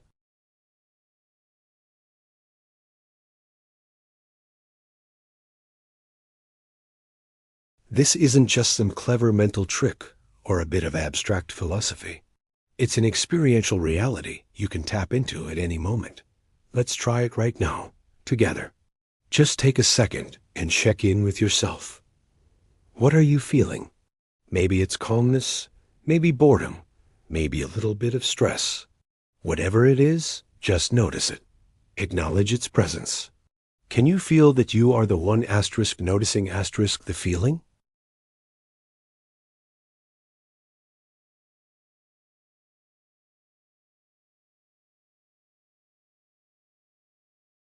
This is your true nature. You are the unchanging awareness, the stable background against which the ever-changing movie of your life, your thoughts, your feelings, your sensations plays out.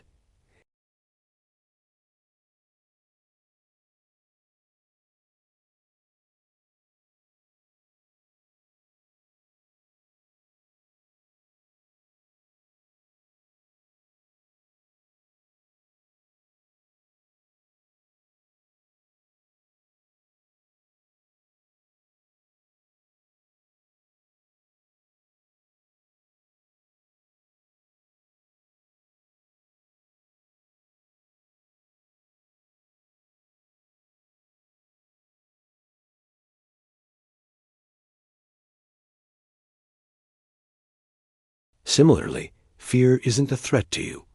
The real you, the awareness. It's just an experience, a rush of energy and sensation that you are aware of. So instead of resisting, I started to allow it. I'd feel the physical sensations in my body, the tightness in my chest, the butterflies in my stomach, and I would just observe them with curiosity, without judgment.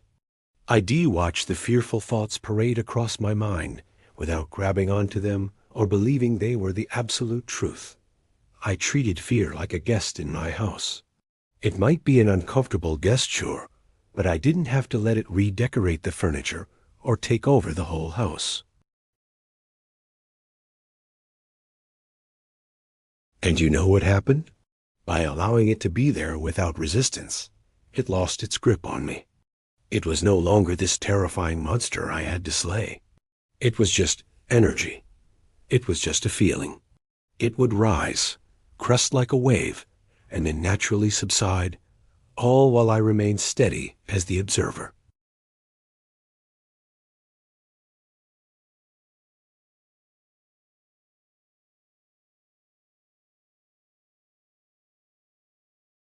This practice of mindful observation, of separating yourself from your thoughts and feelings, is the core of so many wisdom traditions for a reason.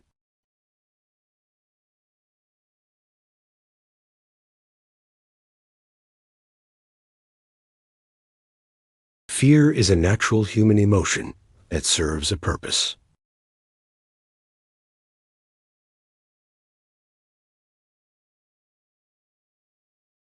So my invitation to you today is to start practicing this.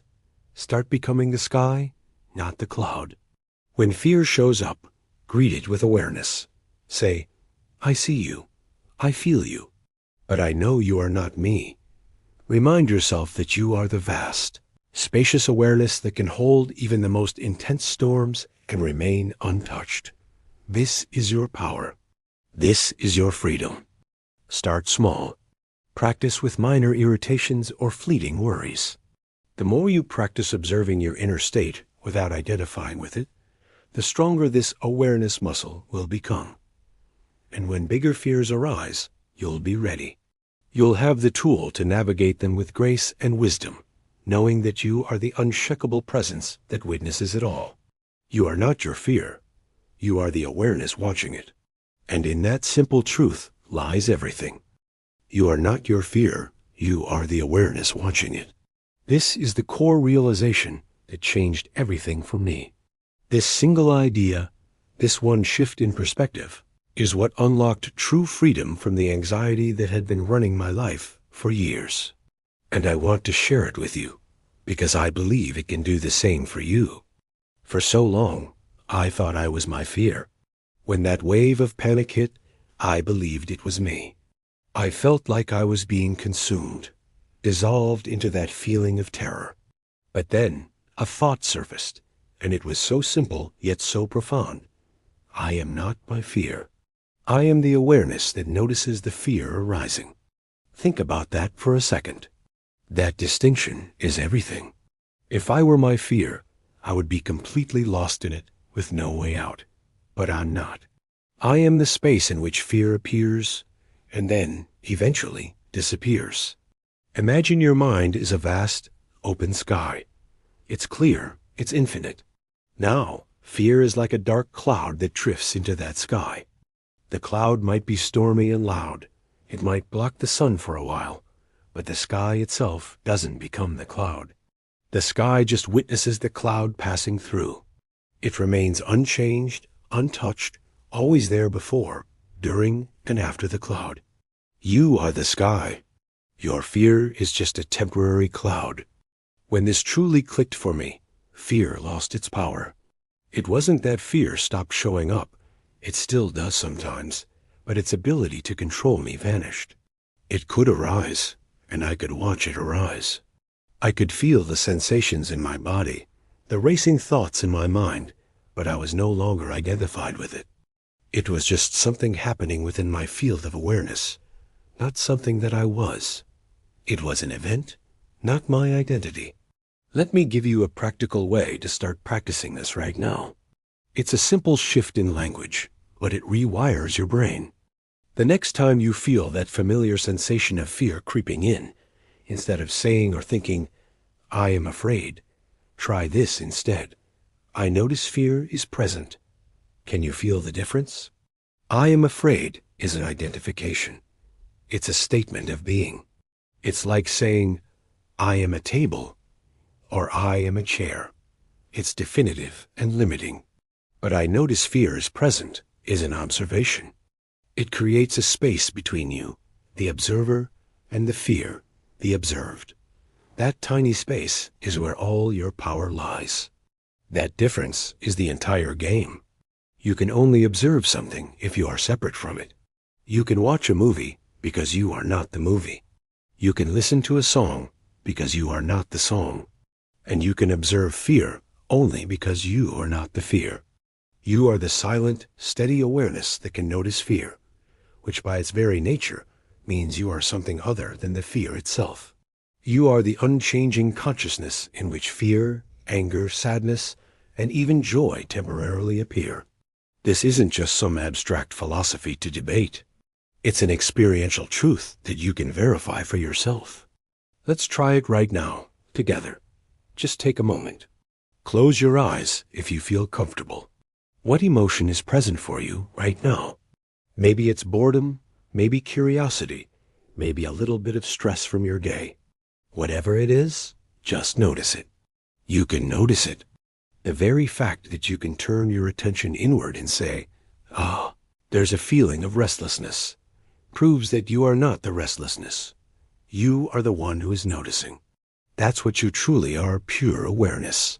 Everything else, your thoughts, your emotions, your sensations, is just temporary content passing through your consciousness. Before this realization, I spent all my energy fighting fear. I tried to suppress it, to reason with it, to distract myself from it. It was a constant battle, and it was exhausting. And you know what? It never worked. Fighting fear is like trying to fight a wave in the ocean. You just get tossed around and worn out. The fight itself gives the fear more energy and more importance. I stopped fighting fear when I finally understood that I was never in any real danger from it. The feeling itself couldn't hurt me. Fear was just an experience that I was aware of. It was an uncomfortable one for sure, but ultimately it was just a transient event. Once I saw this, I could finally let it be there. I didn't have to like it, but I didn't have to fight it either. I could allow the cloud of fear to drift into my sky, knowing it would eventually pass. I could let the sensations move through my body without believing the catastrophic stories my mind was telling me. And in that allowing, in that non-resistance, the fear began to dissolve on its own. It was like a monster that was only scary when I ran from it. When I turned to face it with awareness, it lost its terrifying power.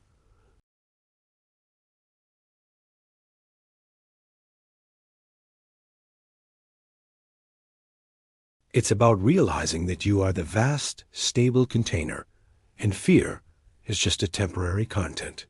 You are bigger than any emotion that passes through you. Awareness of fear is freedom from fear, because the one who is aware is already free.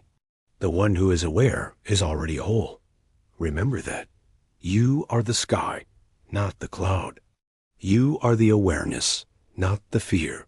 Practice this. Live this. And watch how your life begins to change. I used to think that if I got rid of fear, all that would be left is a big, empty void. But that's not what happened at all. When the fear finally died down, what remained was crystal clarity. It was like a fog had lifted, and I could see the world for the first time. Without fear constantly clouding every single decision, I could look at my options objectively, weigh the pros and cons without that nagging voice of doubt. Without fear's constant, deafening noise in my head, I could actually think. The mental chatter was gone, and in its place was a quiet, focused space. All the energy I used to spend worrying and being anxious was suddenly freed up. I had so much more capacity to just do things to execute my plans. You see, the absence of fear didn't add anything new to me. It simply revealed what was always there. My own clear, untapped intelligence. I believe most people never get to experience their full intellectual potential because they have this background static of fear running all the time. It's so constant that they start to think it's just a normal part of thinking. But it's not. It's interference. It's like trying to listen to your favorite song with terrible reception. Once you remove that interference, you get the full bandwidth. You hear the music perfectly. The moment that fear dissolved, I started making better decisions. Immediately. It wasn't because I magically became smarter overnight. It was because, for the first time, I could think without fear constantly interrupting my train of thought. My intelligence, my ability to reason and see things clearly, was there all along. Fear was just blocking my access to it. This is a key point. Clarity isn't something you gain or acquire. It's what remains when you remove fear. Think of it like sunlight on a cloudy day. The sun is always there, shining brightly above the clouds. You don't have to create the sunlight. You just need the clouds to move out of the way. As soon as they do, the sunlight is immediate. It floods everything. So many people think clarity comes from learning more, from gathering more information, from understanding every little detail. And while knowledge is valuable, true clarity comes from fearing less. It's a process of subtraction, not addition. When you stop filtering every single choice through the lens of, what if this goes horribly wrong? You can finally start to assess your options based on their actual merit. That is the essence of clarity. Now, I can look at situations without the emotional distortion that fear creates. And this doesn't mean I become cold or robotic. It means I'm accurate. My emotions are still there, joy, excitement, even sadness. They just don't get to override my assessment of reality anymore. Fear used to be the boss. It had veto power over everything. Now, fear is just one piece of data among many others. I can acknowledge it, thank it for its input, and then make a decision based on the whole picture, not just the scary parts. This newfound clarity extends to every single area of my life. Take relationships, for example. I can see people for who they truly are, not through a fearful filter of how they might hurt me or abandon me.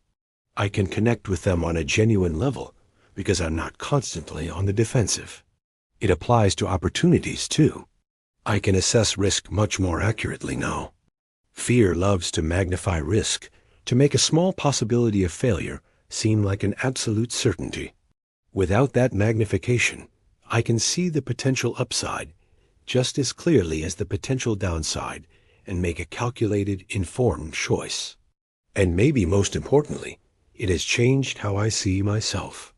I can now see my own capabilities realistically, not through the limiting lens of fear. Fear tells you what you can't do.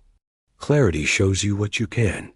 My potential feels so much more expansive because it's no longer caged by self-doubt. Think about this. Clarity is your natural default state. Fear is the aberration. It's the layer of dust that has settled on a beautiful, clear surface. You don't have to go out and develop clarity. You don't need to attend a seminar or read 100 books to find it. You just have to do the work of removing the fear that is blocking it. Stop feeding it. Stop believing its stories. Challenge its assumptions. When you do that, when you stop blocking it, clarity happens automatically. It's a return to your true self. It's like coming home. You'll be able to navigate life with more ease, more confidence, and a sense of profound peace. It's not about being fearless in a reckless way. It's about being free from fear's control. Have you ever felt that frantic need to fix something right now? That an email must be answered immediately? A problem has to be solved this instant? That feeling, that overwhelming sense of urgency, isn't a sign of efficiency. It's a symptom of negative energy.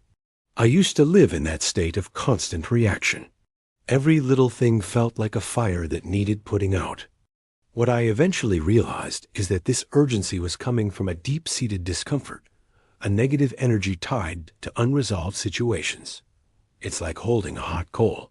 You desperately want to get rid of it, not because it's the right time, but because it hurts.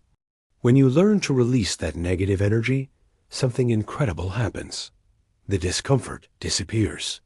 And when the discomfort is gone, the urgency vanishes with it. What's left is a state of perfect, infinite patience. This isn't the passive sit-and-wait kind of patience. It's a powerful, strategic tool. It means you can calmly observe a situation and wait for the absolute best moment to act instead of being pushed into a premature decision by your own inner turmoil. You're no longer playing emotional whack-a-mole, trying to smash down every problem the second it appears. Instead, you're a chess master, waiting for the board to align perfectly before making your move. Think about it. People who are controlled by negative energy simply cannot wait. The internal pressure is too intense. The unresolved issue feels like a constant, nagging pain, and they'll do almost anything to make it stop. This leads them to make hasty decisions, accept bad deals, and compromise on their standards, all just to get a moment of relief from that inner discomfort. They jump at the first offer. They say yes when they should say no.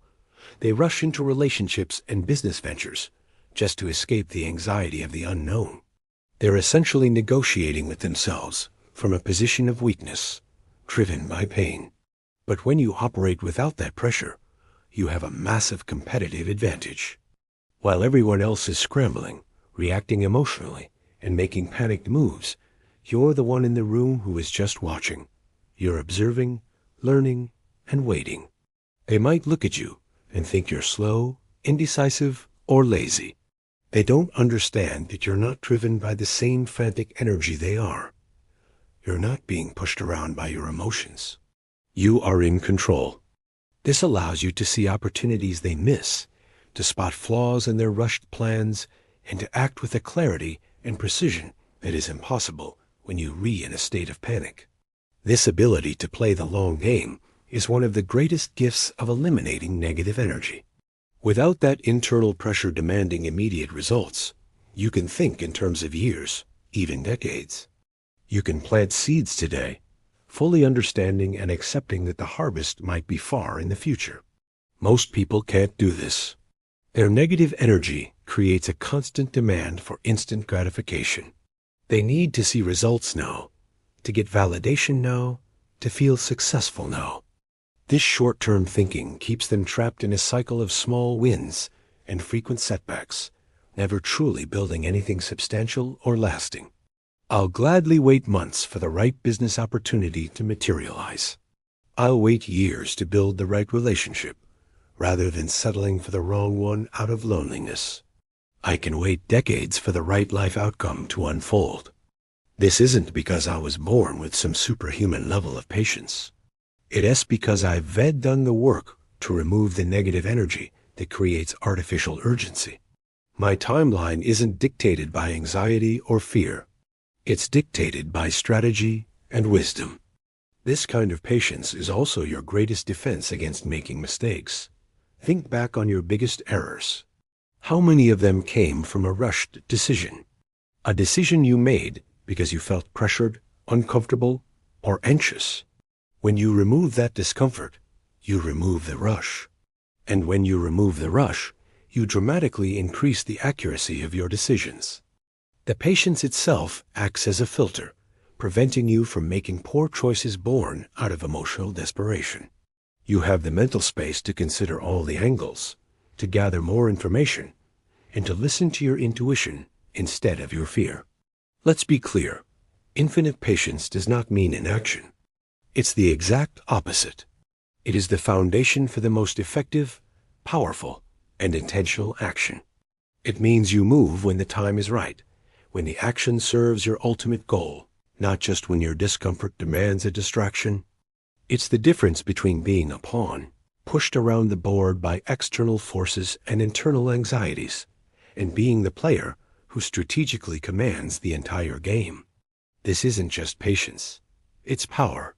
The power to choose your moments, to dictate your own pace, and to build a life based on deliberate choice, not desperate reaction.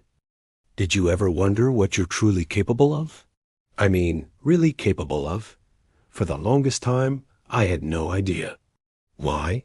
Because fear was always in the driver's seat, telling me where my limits were. It was like living with a constant, invisible barrier, one that I never dared to test. I used to think that to do something extraordinary, you needed to develop some brand new superhuman ability. But I discovered something profound.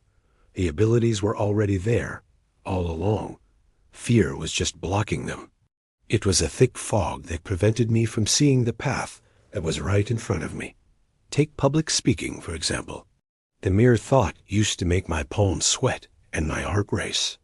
Fear screamed, "You can't do that. You'll freeze. You'll make a fool of yourself." And for years, I believed it. I avoided every opportunity to speak in front of a group, reinforcing the idea that it was a genuine limitation. The same went for confrontation. I'd rather swallow my own feelings than have a difficult conversation. Fear whispered, "Don't rock the boat. It's not worth the conflict." Or how about taking financial risks?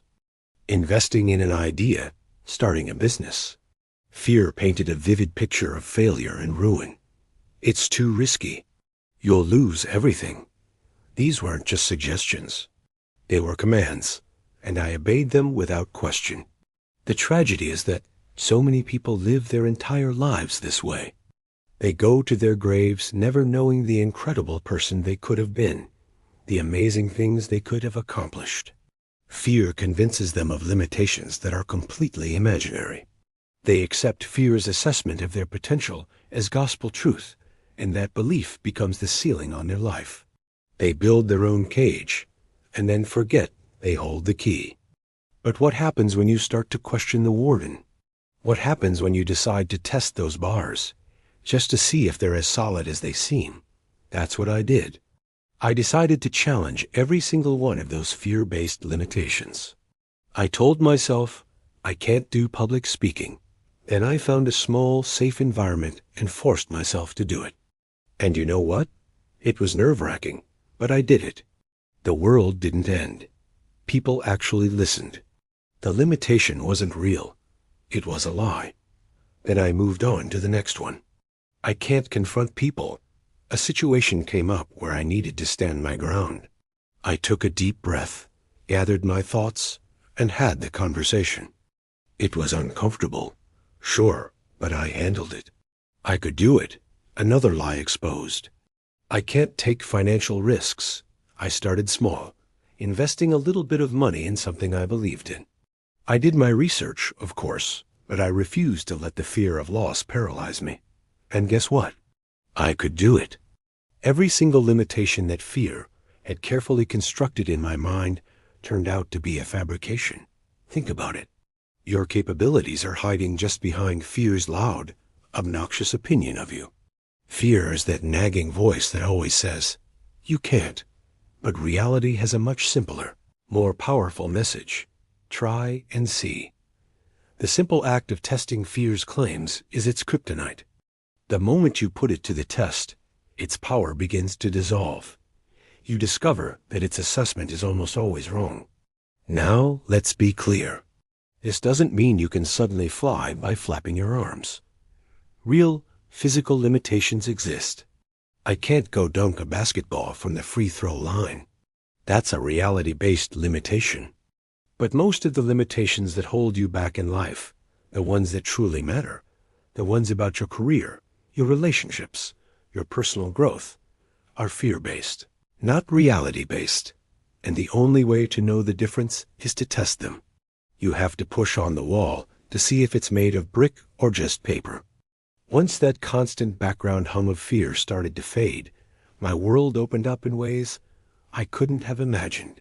I started trying things I would have never even considered before. Some of those attempts were successful. Some were spectacular failures. But that wasn't the point. The point was that I could attempt them. The fear that once made them seem impossible was gone. The activities themselves hadn't changed. My perception of them had. They were never impossible. They were just fear-blocked.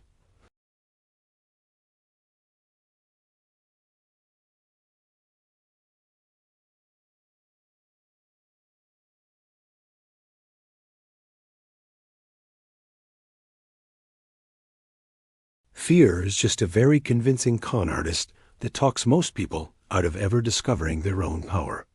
It sells you a story about your own inadequacy, and too many people buy it for a lifetime. I challenge you to become a scientist of your own life. Look at the things you believe you can't do. Ask yourself, is this a real limitation, or is it just fear talking? Then design an experiment. Test your perceived limitations. Start small, but start. You will be astonished at how many of them collapse under the slightest pressure of actual testing. The few that turn out to be real, that's fine. Now you know. You can work with those. You can find ways around them.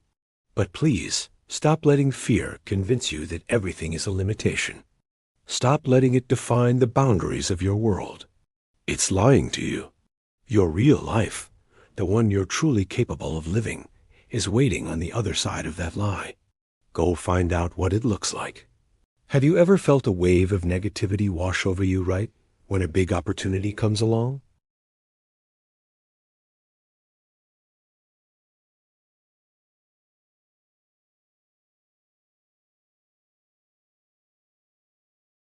You might think it's a sign that the opportunity is wrong for you. But what if I told you that negativity is actually a sign that you're on the verge of something amazing? This was a huge realization for me, and it changed everything.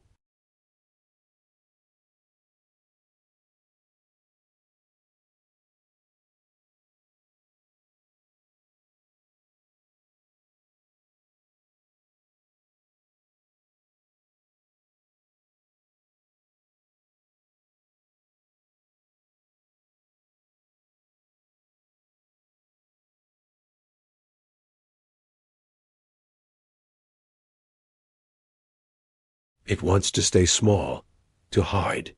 So, whenever an opportunity for growth and power appears, this part of you freaks out.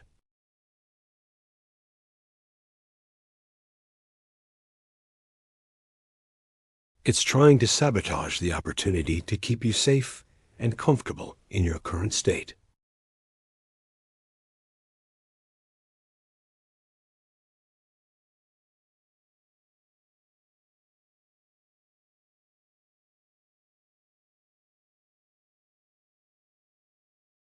And immediately, my mind would start listing all the reasons it was a bad idea. I'd think, I'm not ready. What if I fail? Or, this just doesn't feel right.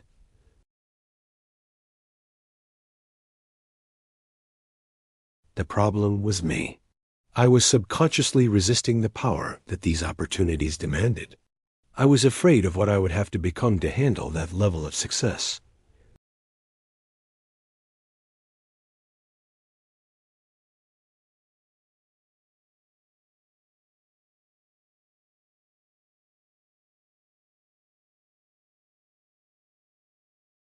So they unconsciously create negative energy around the very things that could elevate them. It's a self-sabotage loop. You get a great opportunity, you feel bad, you turn it down, and you stay exactly where you are, feeling a temporary sense of relief. But that relief is the enemy of your growth. Once I recognized this pattern in myself, I made a decision. I decided to stop listening to that knee-jerk negative feeling around new challenges. I started to see it for what it was, my internal system resisting growth. It was like a muscle that hasn't been worked before. It screams in protest when you first try to use it, but you know that the discomfort is necessary for the muscle to get stronger. So, I started to override the resistance. When an opportunity came up and that familiar heavy feeling arose, I would acknowledge it and say, "Ah, there you are. I see you. You're just my fear of growing." And then I would move forward anyway. I would accept the power. I would commit to becoming the person the opportunity required me to be.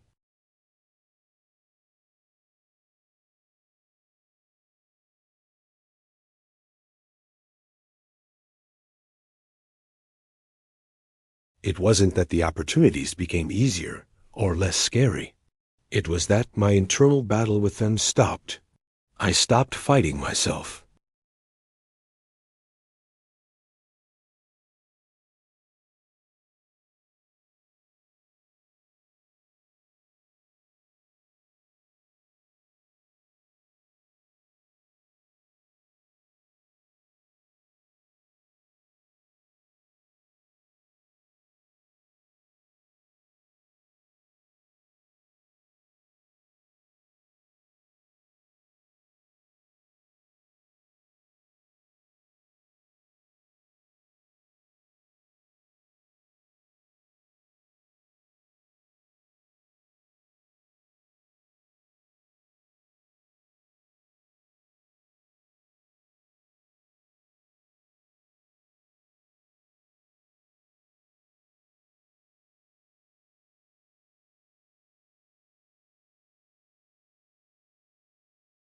And yes, that is uncomfortable. It's much easier to stay in the familiar comfort of the known. But comfort doesn't lead to greatness. Comfort doesn't lead to a life of impact and fulfillment. Most people will choose comfort over power every single time. My challenge to you is this: don't be most people. When that next opportunity comes, and you feel that familiar resistance, I want you to try something different. Instead of backing away, lean in. Acknowledge the fear, thank it for trying to protect you, and then politely tell it that you're taking the wheel now. The discomfort is temporary. The growth is permanent. The power you are resisting is your birthright. It's time to claim it. Stop sabotaging your success before it even begins. Your future self, the powerful, capable, and expanded version of you, is waiting on the other side of that resistance. All you have to do is push through.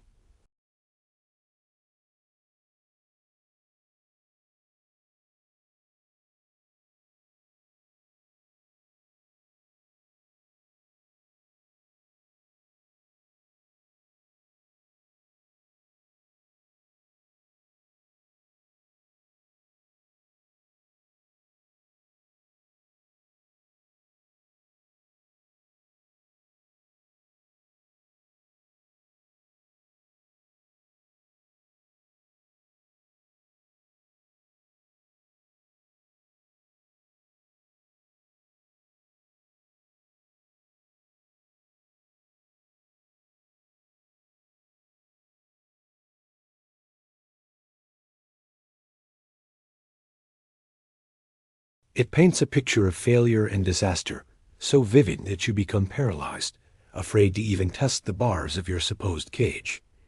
But here's the secret. The bars are made of smoke. They're just thoughts, beliefs, and stories. They have no real substance. I spent years of my life believing I was trapped. I was trapped by my financial situation, I told myself. I was trapped by my obligations to others. I was trapped by my own lack of talent or opportunity. Every day felt like I was just serving a sentence, waiting for something to change, for some external force to come and rescue me. But the rescuer never came, because the rescuer was me. The key to the cell was in my own pocket the entire time.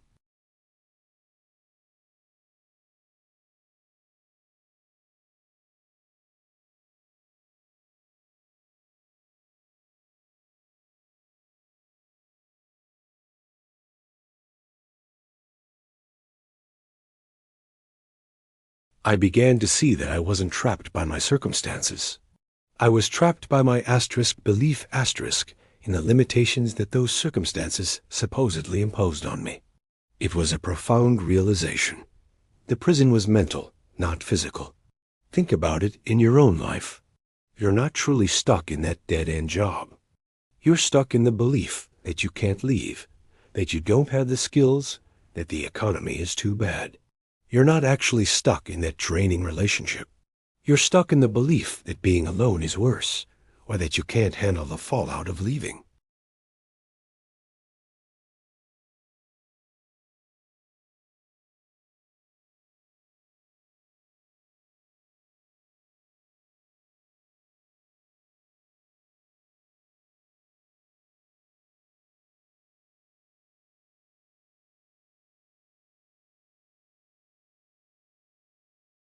I started to test this theory.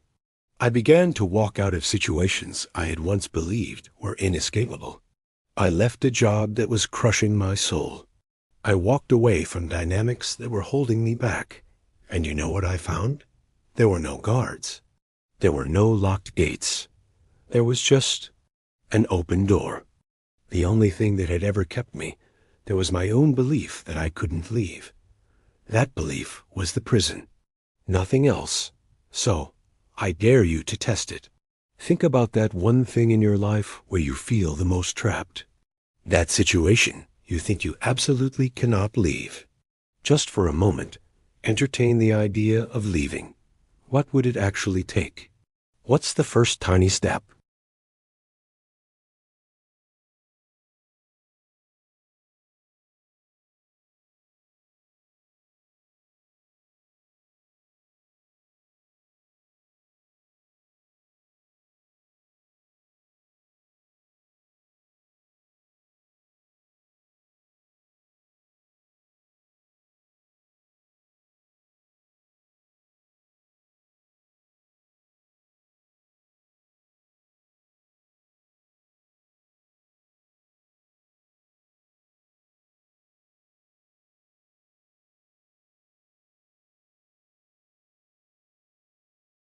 It tells you that you need more money, more qualifications, more support, or a perfect plan before you can make a move.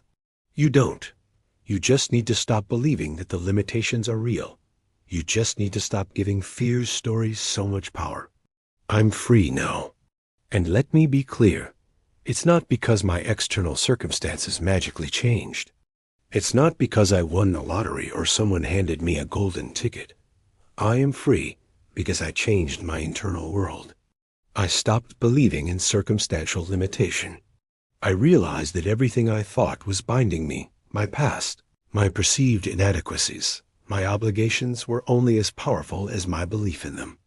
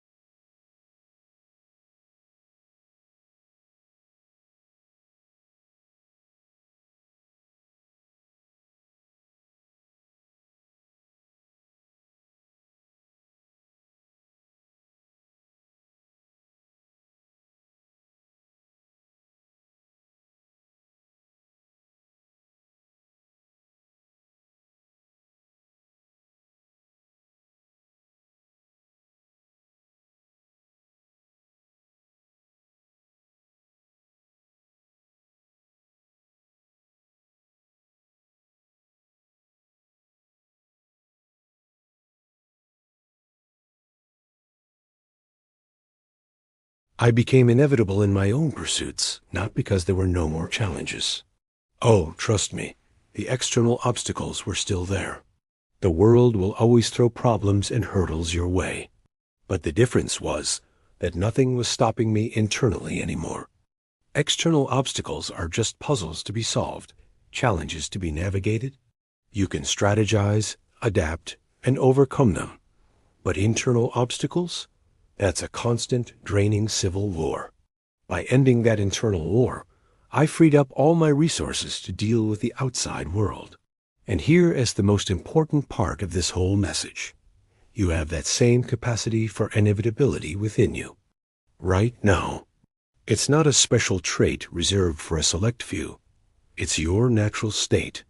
The only thing obscuring it is that layer of internal conflict created by fear. If you can learn to identify, confront, and dissolve those fears, you remove the conflict. And what's left is pure, directed, focused energy. When you apply that pure force consistently over time, any outcome you desire doesn't just become possible.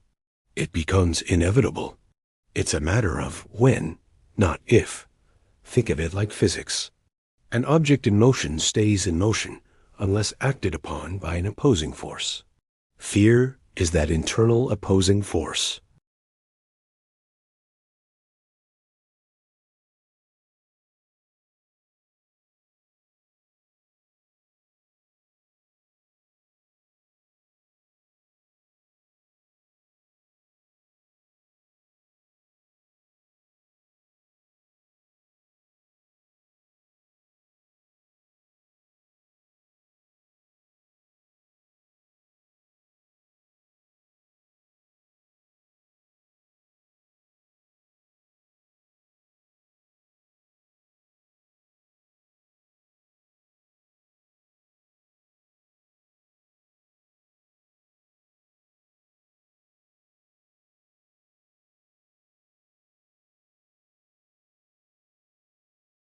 Have you ever noticed that once you let go of your own fear, you start seeing it everywhere?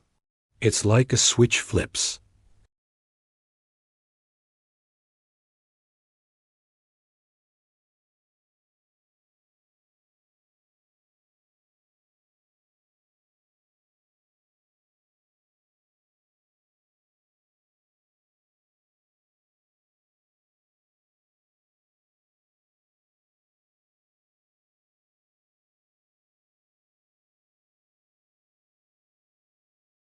They're terrified you'll see their vulnerability, their insecurity, their weakness.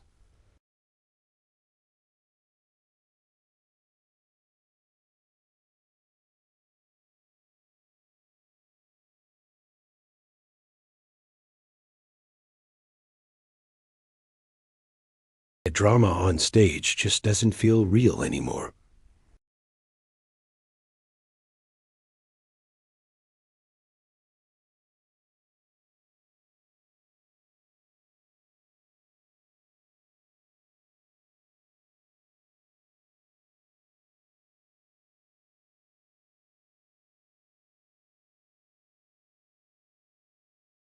They're afraid of not being good enough, so they project that insecurity onto you by picking you apart.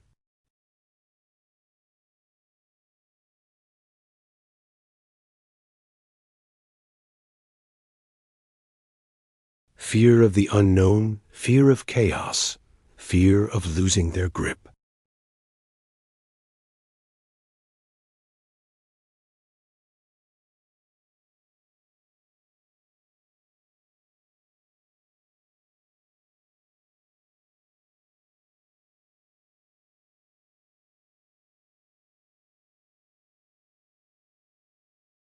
People's fear-based actions can no longer hook you. They can't draw you into their drama because you're not operating from that same place of fear anymore. Imagine someone trying to provoke you. They throw an insult your way, trying to get a rise out of you. In the past, that might have felt like a direct hit. You would have felt wounded, hurt, or maybe angry.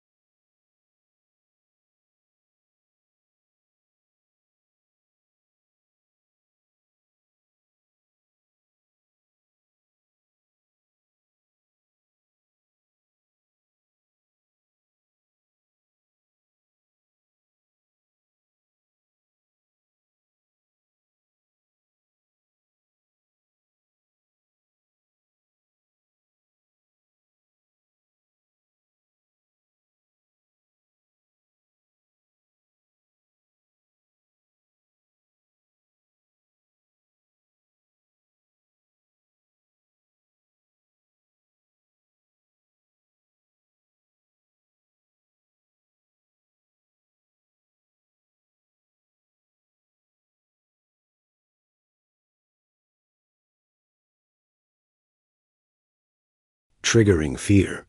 Marketers make you afraid of missing out.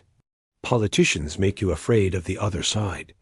A manipulative partner makes you afraid of being alone. They all rely on activating that fear response within you to get you to do what they want. But what happens when you have no fear for them to trigger?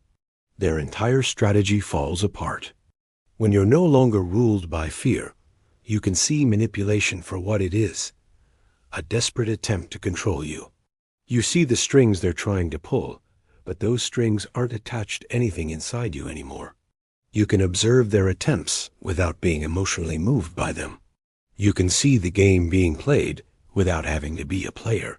And let me tell you, that is true power.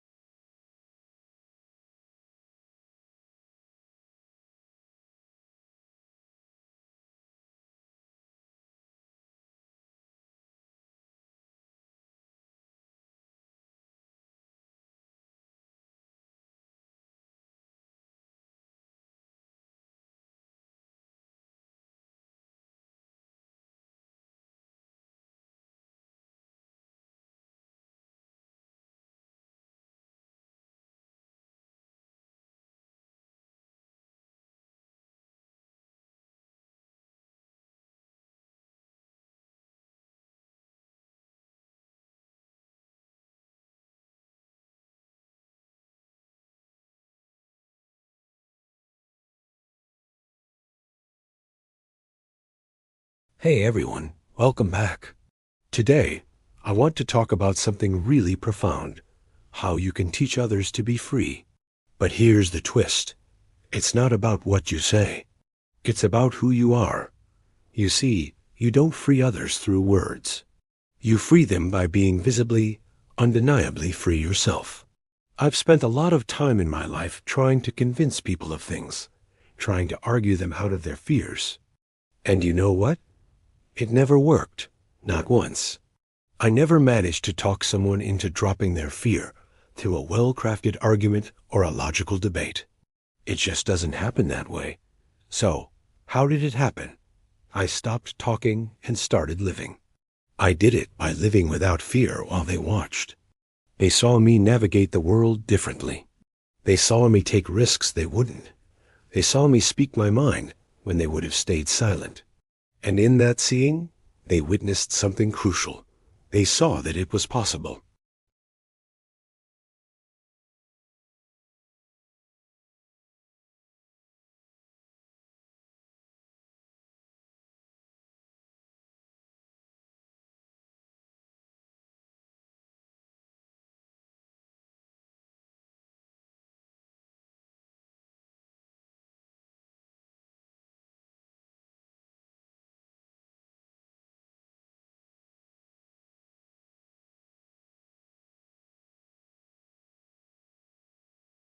When you live your life freely, you become that evidence. Your existence becomes the proof they've been waiting for. This isn't about setting yourself up as a guru or a teacher. It's not about creating a following or leading a movement. It's much simpler and much more powerful than that. It's just about being.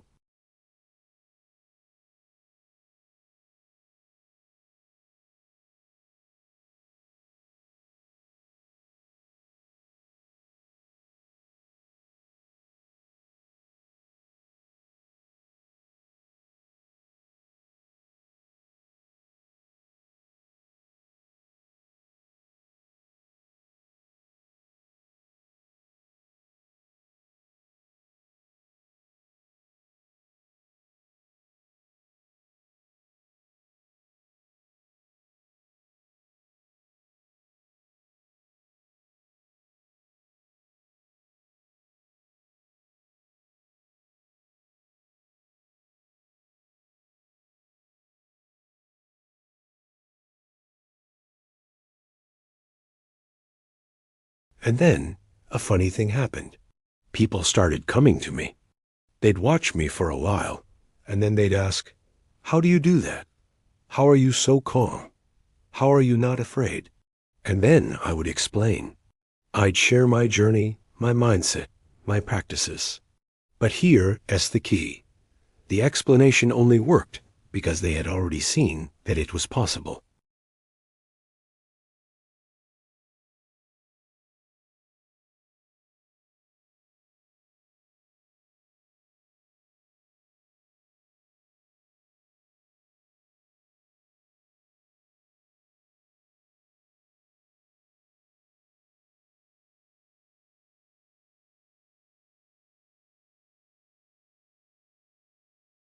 You are the exhibit in the museum of what's possible.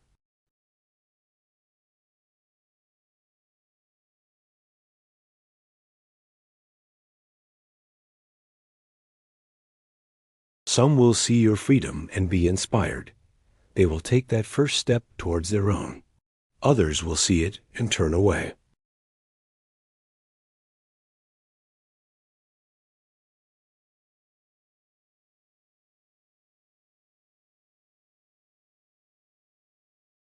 Think of it like a ripple in a pond. Your freedom is the stone you drop in. That freedom ripples outwards.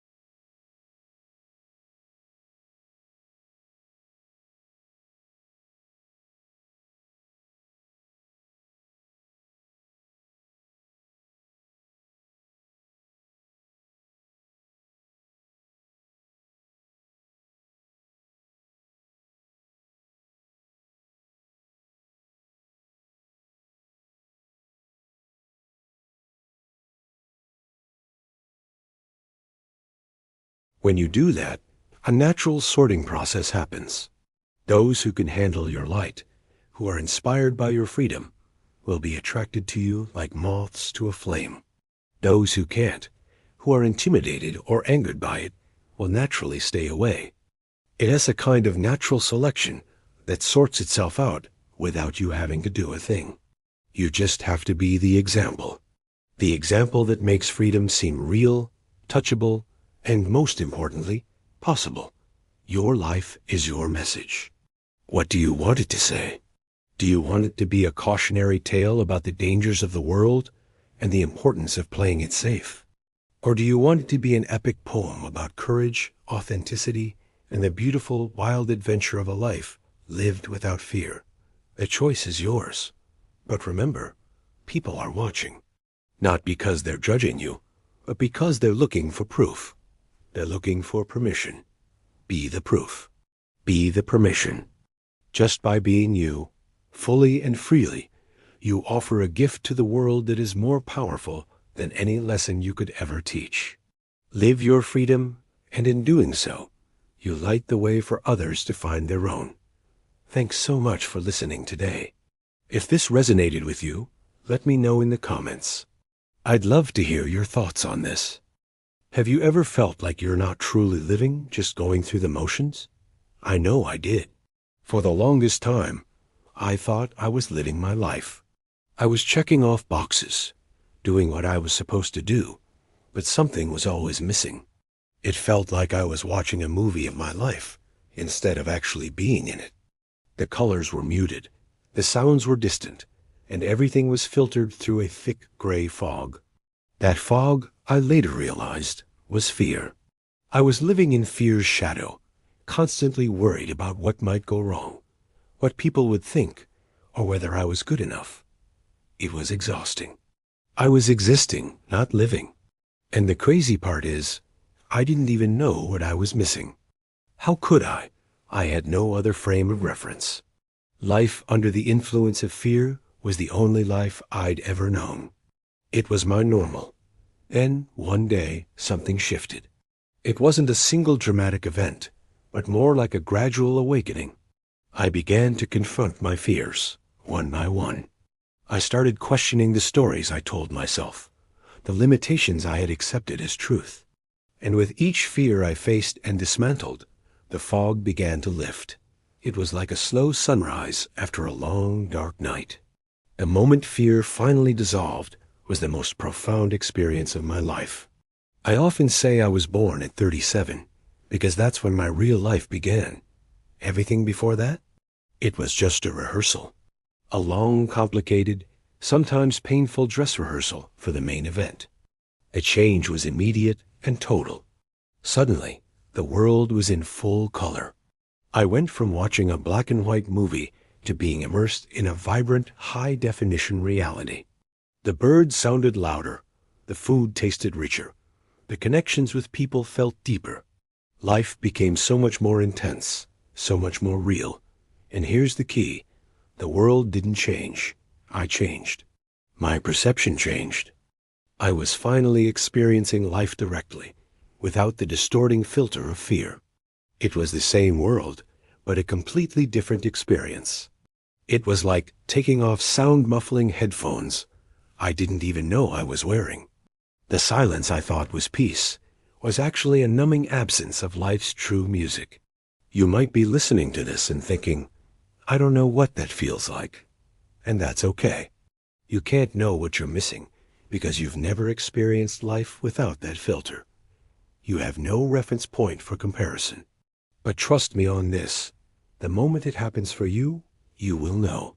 The contrast is so stark, so undeniable, you'll wonder how you ever lived any other way. I don't look back on the years I spent in fear's shadow with regret. I see them as necessary preparation. Every struggle, every doubt, every moment of anxiety was part of the journey that brought me to my own starting line. It was the training I needed to be ready for what came next. But I am crystal clear that my real, authentic life began the moment fear's hold on me ended. Right now, you might be waiting to be born. The person you are truly meant to be, the strongest, clearest, most authentic version of yourself, is waiting on the other side of your fear. They are waiting for fear to die so they can finally emerge. This person is nothing like the one you think you are right now. They are better, more powerful, and more free than you can possibly imagine. But you can't meet them, you can't become them, until you let go of the fear that's holding them back. Many of us cling to our fear because we think it keeps us safe. We think if we let it go, we'll lose control, we'll fail, we'll get hurt. We think fear is a necessary shield. But what if that's a lie? What if fear isn't a shield, but a cage? Letting go of fear isn't a loss. It is the ultimate liberation. Everything you think you'll lose by releasing fear, your sense of security, your predictability, your comfort zone, you won't actually miss it. In fact, you will gain everything you couldn't access while fear was running the show. You'll gain courage, resilience, joy, and a deep, unshakable connection to your true self. Think about the you that you perform every day. The you that says the right things, that tries to please everyone, that worries about stepping out of line. That's not the real you. That's the you shaped by fear. The real you is waiting. That you doesn't need to perform. That you simply is. This moment right now can be your birth moment. Everything in your life, every challenge and every triumph has led you here. You're at a doorway. On one side is the familiar world of fear. On the other is the beginning of everything else. It's a choice you get to make. So, what does it look like, practically? It starts with awareness. Notice when fear is speaking. Is it your voice or the voice of fear that tells you not to try something new? Is it your voice or fears that tells you to stay small? Start to separate yourself from that voice. Recognize it for what it is, a programmed response based on past pain, not a true reflection of your present reality or future potential. Then, take one small step. Do one thing that scares you. Make that call. Send that email. Sign up for that class. Start that project. It doesn't have to be a giant leap. A single step in the direction of courage is a monumental victory against fear. Each step builds momentum. Each small act of defiance weakens fear's grip. You are not your fear. You are the one who is aware of the fear. And because you are aware of it, you can choose to act in spite of it. You can choose to move towards the life that is waiting for you. When fear dies, you begin. Not the edited, curated, performed version of you. The actual you. The one you are always meant to be. Welcome to your life. It's been waiting for you. We've arrived. Part 30. But I want you to understand something crucial right from the start. This is not the end. Not even close. This is the beginning. Everything we've done up to this point, every single piece of your old self that we've carefully examined, understood, and dismantled, all of that was preparation. It was the necessary groundwork for what comes next. And what comes next is you. You operating in a new way. A way that is free from the constant hum of fear, free from the weight of negative energy, and free from the limitations you once believed were a permanent part of who you are. Think about that for a second. The person you were, weighed down by "I can't" and "what if" is gone. The structure that held those beliefs in place has been taken apart, brick by brick. What's left is a clean slate, a wide open space. What's left is you, as you were always meant to be. And you might be thinking, okay, great, I'm free. Now what? What do I do with all this freedom?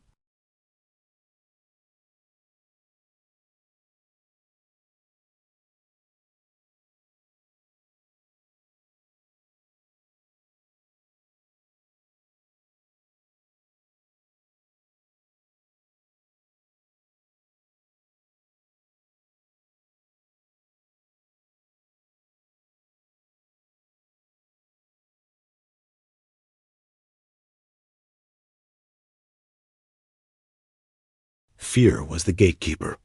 It was the loud, obnoxious guard that blocked the path, that drowned out the quiet voice of your intuition.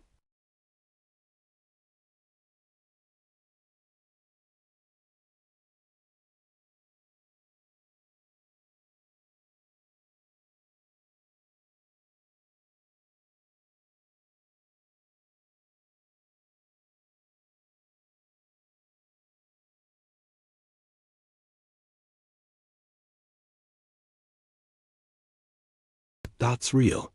It means you have everything you need, right here, right now, inside of you.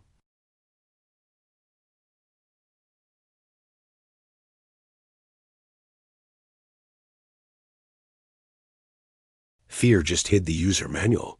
It prevented access. But now, access is open. Full access. Unrestricted. As you step into this new way of being, you're going to notice something interesting about the world around you. Some people, the ones who genuinely love and support you, will celebrate your transformation. They will see the light in your eyes and feel the shift in your energy, and they will be thrilled for you. But others will resist it. Your newfound freedom might make them uncomfortable. Your confidence might challenge their own limitations. They might try to pull you back into the old familiar box you just escaped from. And here is the most liberating part of all.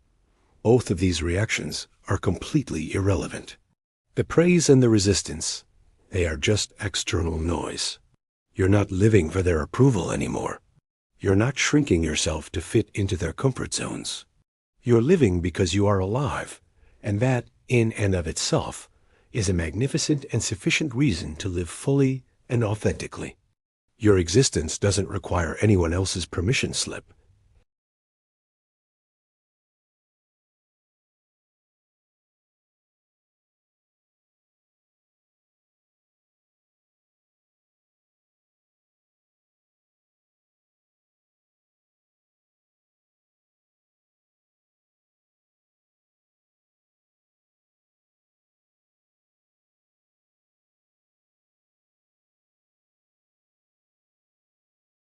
I can't tell you what that looks like for you. For one person, it might be starting a business they've dreamed of for years. For another, it might be painting, or writing, or simply having honest conversations with the people they love. It might be traveling the world, or creating a quiet, peaceful home. The form it takes is unique to you. But you know.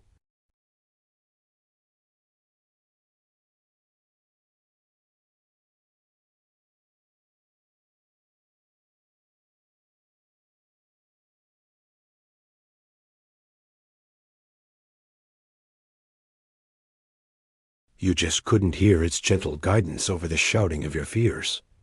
But you can hear it now. Listen to it. Honor it. Act on it. It is the most reliable guide you'll ever have. And this is where I leave you. Not because the journey is over. The journey is over. I leave you here because this part of the journey is yours alone. It's your adventure now. My role was to be a guide, a sort of architect who could show you the blueprint of the prison you'd built for yourself. I helped you see the walls, the locks, the bars. I helped you find the tools to dismantle it. But what you build in its place, that is entirely up to you. The design, the materials, the purpose, it's all yours to determine. So take a deep breath. Feel the space where fear used to live. It's empty. Feel the energy inside you. It's clean. Negative energy has no home in you anymore. What remains is pure, undiluted potential, waiting for your direction. You are the artist, and this is your masterpiece. You are the composer, and this is your symphony. You are now complete. Fear is gone. What remains is you. Direct that potential well. Create something beautiful. Live something true. The rest, my friend, is yours. Thank you for walking this path with me. Now go and live.